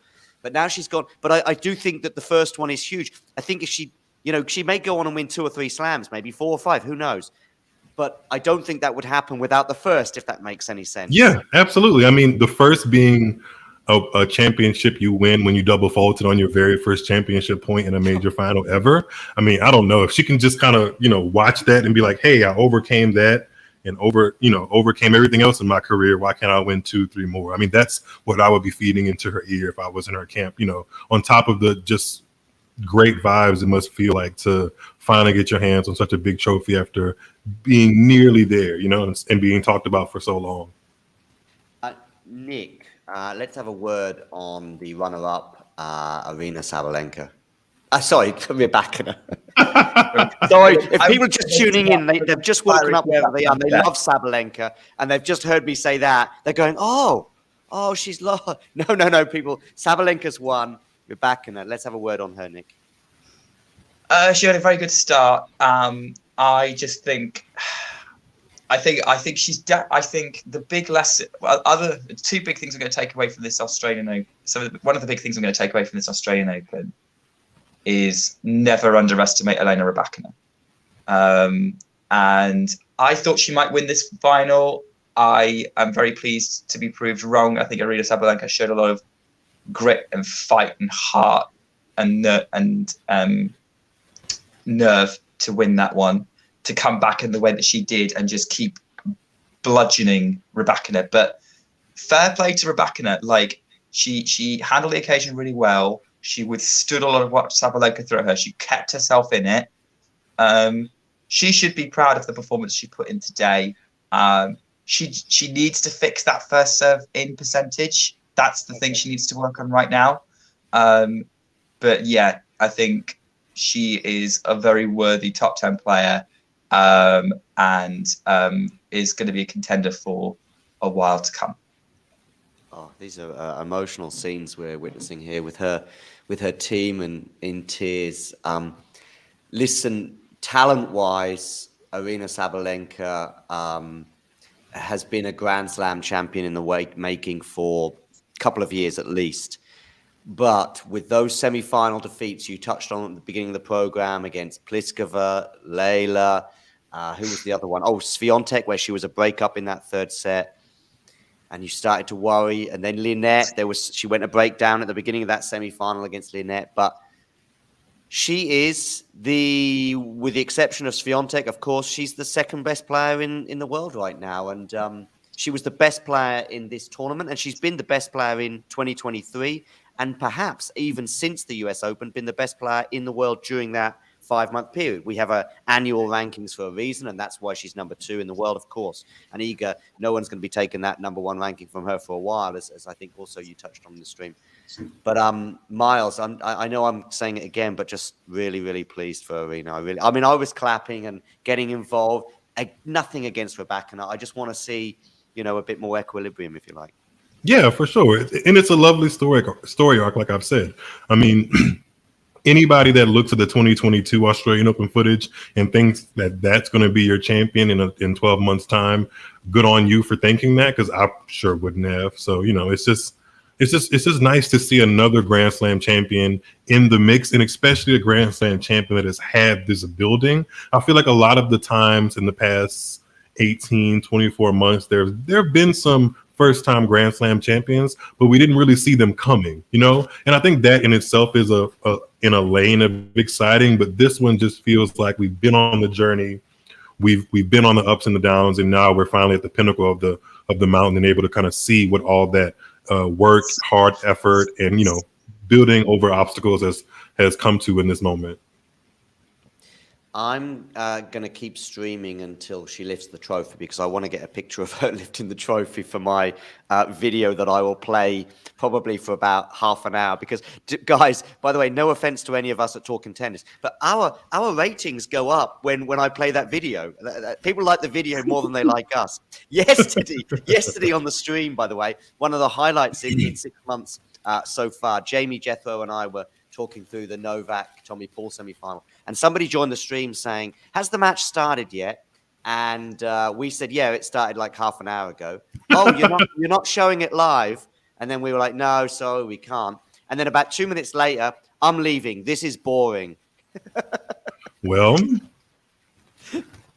hey, I don't find talking tennis boring. That's why I show up. So I know, but then Janie came to our defense and she said, "What did she say?" She said, "Oh, don't be mean," or something like that, which was super nice of her. But it was kind of funny. Anyway, Nick, listen, I'm going to keep going until she lifts that trophy, and then I'll press close. But Miles, I know what time is it where you are? 3:30? 4? 6:30 almost. Oh, 6:30. Oh, wow. Mm-hmm. Are you on Eastern time? Yep. Oh, okay. Wow, it's even worse. I thought for some reason you were on the same time zone as Ashley. Just an hour ahead. Yeah, right. New York so you're time. East Coast, are you? Mm-hmm. Oh, okay. And Ashley's Atlanta, I think. I'm in Atlanta, but we're on the East Coast time zone. It's a little weird, but we're definitely Southern, but it's still East Coast time zone. Got it. And where's Ashley based? Alabama, which is about 4 hours west of me, but in the Central time zone. 4 hours by car? Yep, about that. Oh, okay. Or so. Well, you're almost neighbors. Yeah, pretty much. Yeah, I have to drive through her state to get back home to Louisiana. Yep. Nick, any thoughts from you either on the final today that we've just witnessed, or the tournament, or a bit of both, maybe? I enjoy. I think, as I said on the stream, the final wasn't quite what I expected. But it kind of livened up in terms of like the kind of tennis I enjoy towards the end. I thought both performed well. I think as always the WTA provides an excellent tournament. As kind of like Miles said, none of this was a surprise. We could see some of this coming, and it's kind of nice in women's tennis at the minute to have finals that we can see coming. So long may that continue. And this sets up a very interesting 2023. Who knew that we would live in a world where Aryna Sabalenka is unbeaten? I know. We did. 21, I think she is now, no? We lived in that world from 2020 to 2021. She won Ostrava, Linz, and then Abu Dhabi heading into the Australian Open 2021. I think that was something like a 20-match win streak. So, we've glanced into that world a bit. And let's face it, she was only really undone by Serena Williams in what was a pretty good match between those two. Yep, agreed. Very good. So she's won 7 matches here and 4 or 5 in Adelaide, I think. So maybe she's 11-0, something like that at the moment, Aryna. Yeah, that's right. 11-0 start at the for her. moment. An excellent start. And in fact, that was the other thing I thought when she lost that first set. That's the first set she'd lost this year. And she had break points in the second and third set that she missed out on. She obviously had the double fault at championship point. Also in the first set, she was down a break, but then she gets it back on serve. So there was quite a few mental obstacles thrown her way today, but she overcame them. And she's just to remember, like you said, Miles, going into the Australian Open a year ago, she had the yips on her serve. There were double faults left, right, and center. It was cringing at times. You were worried for her because you could see that it was both a physical but also a mental issue that she had. She said she'd got over them. I remember in her on-court interview after she beat Pliskova in the US Open quarterfinal last year. But then she loses the semi-final. But she was really good at the WTA finals against Iga, and then also in the final, which was super tight between her and Garcia. Could have gone either way. It went the way of the French woman, but there was that final was not like Saba lost it, like she didn't get tired. It was just a really high quality final. I can see Nick is in agreement with me there. Yeah, complete agreement. I was thinking exactly the same thing. I think a lot of the foundation is that belief maybe from that WTA finals where she beat Iga in the way that she did. And then, that Garcia loss was not the end of the world. No. And anyway, as you said, in recent years, actually, it's probably better not to win the WTA finals, but to come second. Yeah, it is. Who's been coming second and then doing well? Kontaveit in 21 going into 22. Okay. She had a better start than Muguruza did. And then 2019 happened. 2019, Barty won that one with Svitolina in second. But generally speaking, there's been a sort of a WTA finals hasn't necessarily been the best momentum builder. But in Sabalenka's case, I think it's actually, given the patchy 22 she had, it's given her a lot of confidence. Yeah. By the way, it looks like some nice words have been exchanged, as you'd probably expect between the two ladies today, so that's cool. I'm still just hanging on for her to lift the trophy, but if either of you have to go, then do so. Listen, regarding the tournament as a whole, I think it was a great final. I think last year we had 3 of the 4 slams were done in straight sets. And by the way, imagine if this was a 5-set final, by the way. How can you imagine? Yeah. It would be great. I mean, listen, not for Sabalenka, but it could have been. I could easily see Rybakina winning that 4th set, and then we're into a 5th, and it's just wow. That would. And it seems like both have enough in the tank to go a full 5 sets. Yeah, right. I would like to see some 5 sets on the women's side. I know we've got 1 or 2 issues in terms of squeezing all the matches in, but do like the French Open, start on a Sunday. Even start on a Saturday, make it a 16-day tournament. I mean, that way you've got 3 weekends for people who are working during the week and can't get to see the matches. That would then free up some space. I don't want to patronize the women's game, and I hope it doesn't do this, but I would have 5 sets for the women's final, maybe as a trial period for a year. The reason I say patronize, I just think that then it's kind of like, but I would like to see it just in the final, or maybe the quarterfinals onwards or something like that. And then if you want to get some parity between the two sides of the sport, if you like, and maybe sort of do both 5 sets from the quarterfinal onwards or 4th round onwards or something like that. But then I think there's some great men's matches in the 1st and 2nd round that go 5 sets, so then whatever, you know what I'm going there. But anyway, I'd love to see some women's finals go 5 sets. But listen, that's for maybe another day. Miles, let's have a couple of final words from you before I get a picture of her lifting the title. Sure. Really proud for Sabalenka. It's been fun to be on the storyline of her career, try to, see her start. I remember being aware of her back in 2017 and seeing the talent. So to see her lift this Grand Slam trophy is pretty great stuff. Yeah, and she's going to get the trophy now. Nick, some other words from you? Yeah, I think this is a really good result. I'm glad to see Aryna Sabalenka as a Grand Slam champion.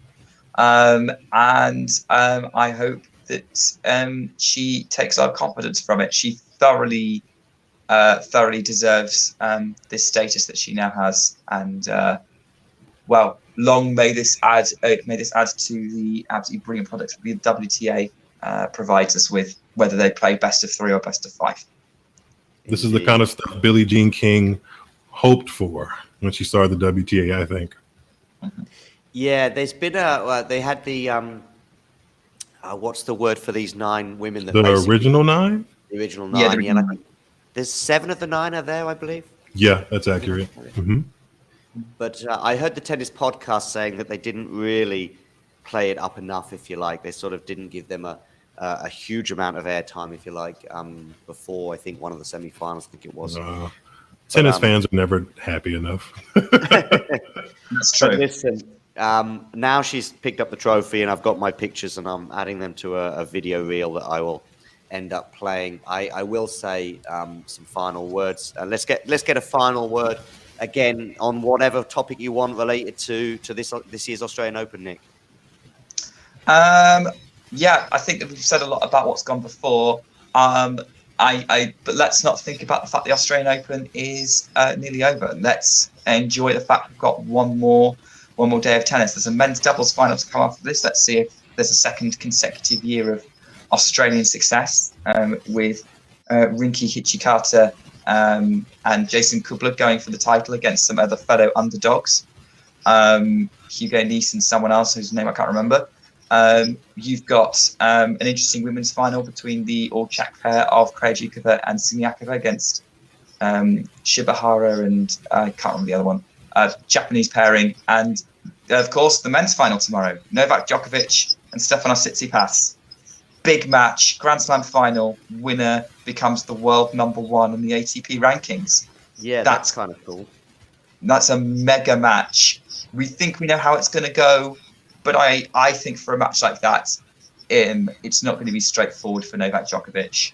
I think Stefanos Tsitsipas is going to put up a good fight, and I'm looking forward to seeing exactly how that plays out tomorrow. Yeah, me too. And I see some tweets coming out now on Jabeur saying, wow, what a final. She was, of course, in the only women's final that went 3 sets last year. And, of course, she was on the receiving end of a defeat from Rybakina. Rybakina with the roles reversed today, of course, with her losing this particular final. But also great comments there regarding some of the other tennis still to come in the next 24 hours. And, of course, we'll be bringing you live coverage, commentary, perhaps I should say, of the men's singles final tomorrow. So make sure you hit the like button and subscribe to the channel if you're new. By the way, big thanks to Ghosty. I know he's long gone now into the American sunset, but he threw in a nice super chat there for $10 for your work today, guys. Yeah, Miles, any final thoughts from you? I'm just a happy Sabalenka fan. So we're good. We're in Australian paradise right now. And I'm looking forward to the rest of the WTA season. It promises to be a good one, especially since it's the 50th anniversary of the formation of the WTA. Indeed, indeed, indeed. I've still got a couple more minutes to just upload this video, but feel free, guys, to go if you need to. That's fine. I'm going to head out, guys. Thanks again. Yeah, head out, Miles. Big thanks to you. We'll be seeing you again over the next week or two. Make sure you tune into what's your Twitter handle, Miles? Tuned into tennis. Expect exactly how you would think to spell it. We're the same across Facebook, Instagram, TikTok, and Twitter. And the name of the podcast is Tuned Into Tennis with Miles David, available wherever you get podcasts. Thanks, Miles. Take care. Bye, guys. Enjoy your packages. Thank you. Nick, again, you're also welcome to go. Where can we find you, by the way, in terms of social media? So I'm at Nick_B Carter You can also follow anything I'm doing on Popcorn Tennis by following them, and also the Popcorn Tennis podcast. One of the co-hosts on that. But yeah, no, I'll keep you company until you need it to be until we're ready to go, John. I'm exporting a video. It normally takes, somewhere between 2 and 3 minutes. So, no, listen, what was your most recent episode with Popcorn, or have you got anything in the pipeline? So the most recent episode was a preview of the Australian Open. So we'll probably do a review show in the next couple of days, sit down with Srihari and Jethro and record that. We do have another episode that was recorded actually last year that we still need to release, which is going over the careers of Daniel Medvedev and Dominic Thiem. Okay. So those will probably, I don't know when that's going to come out, but that's with Srihari to sort that. But yeah, so if you just follow us for kind of up-to-date kind of tennis commentary, as it were, in sort of the bigger picture, rather than necessarily live like on here, which is always tremendous fun to do. And I'm so glad that I got to be around with you guys to watch this epic women's final. Someone here now saying, okay, who is the best? This is a really good question, Nico, actually. Who is the best WTA player without a slam? Sakkari springs to mind. That's the first one that springs to mind, but there may well be others that spring to mind. Nick? Caroline Garcia. Easy. Yeah. I think it is Caroline Garcia at the minute. At the minute, her level that she produced at points last year is incredible, and I think she's the one who's the next one who's probably due a slam. Yeah, but as we said earlier, you just don't know. I mean, Garcia, how old is she? 29. Ons Jabeur, by the way. What about Ons Jabeur? I mean, I think the way you said right now is really important, because I think you're right. Over the last 6 months, from the win she had against Iga, maybe even to some extent her Wimbledon run last year, until now, her consistency and her performances on the court probably do eclipse certainly Maria Sakkari, but perhaps even Ons Jabeur, who made 2 Grand Slam finals. But you're right. But those three, anyway. I mean, and those three, when they're in, I'm a Sabalenka fan. But listen, if it's Sabalenka against Maria Sakkari, or Sabalenka against Jabeur or Garcia, I'm going to switch, because I want to. Yeah. I just, these players and they're all those three, by the way. Maybe 1, 2, or even all 3 will not win a Grand Slam, and that would be sad. Yeah, it would, because they're talented enough to do it. This is I'm loving the fact that you can have these sort of Grand Slam players in the mix all the time. I hope that all 3 of them do it. I think Sakkari's the least likely to do it, to be honest. But I certainly would be up for Ons Jabeur winning one, probably Wimbledon. I'm up for Caroline Garcia winning one, could be pretty much anywhere. And don't forget, there's plenty of young players that we're waiting for their first slam from as well at the minute. Leylah Fernandez and Coco Gauff. Coco Gauff, yeah. Probably of all the names we said, I think Coco Gauff is the one that we can relax on, because I do think it will happen, and we've got 10 years to wait. Yeah. Ons Jabeur is 29, I think, as well, or something, maybe 28. Garcia's a similar age. Sakkari, as you say, maybe her time has come and gone, in terms of, she speaks about how devastated she was after she lost to Krejcikova in the semi-final at the French. That was a super, super tight semi-final, and she wins that, and she may well have won the final against Pavlyuchenkova. So, I think Krejcikova will be back, and she'll be winning slams again soon. Go on. Paula Badosa. Yeah. Is she going to do it? I mean, like, we know what level she can produce. There was that amazing Indian Wells final she played against Victoria Azarenka to win that one. Nico's putting Pliskova in there. I think Pliskova time has gone, possibly. Bencic, I think, is a good one to have in the mix there as well. US Open, maybe. Yeah, it would probably be the US Open, which is pretty strong there. Hey, that's one of the great things that honestly, I think when we move past the big three era, which we're probably going to be having similar conversations on the ATP side as well. Well, very much so, yeah. Although I actually put this question out to the Twitter community saying, like, over the last 20 odd years or so, who springs to mind? And Burditch got a few shouts, Nishikori as well. In terms of the last 20 years, who are the ones? I mean, right now, the game right now, Stefanos Tsitsipas springs to mind on the men's side. But maybe in 24 hours, we'll be having a different conversation. Regarding that final, I think we all make Novak a fairly heavy favorite, but I just hope it's competitive. I hope we get 4 or 5 sets, you know, maybe like their French Open final they had a couple of years ago. That would be amazing. And then, you know, I just think that the men's side has gone a bit flat. I think it began arguably with Alcaraz pulling out through injury.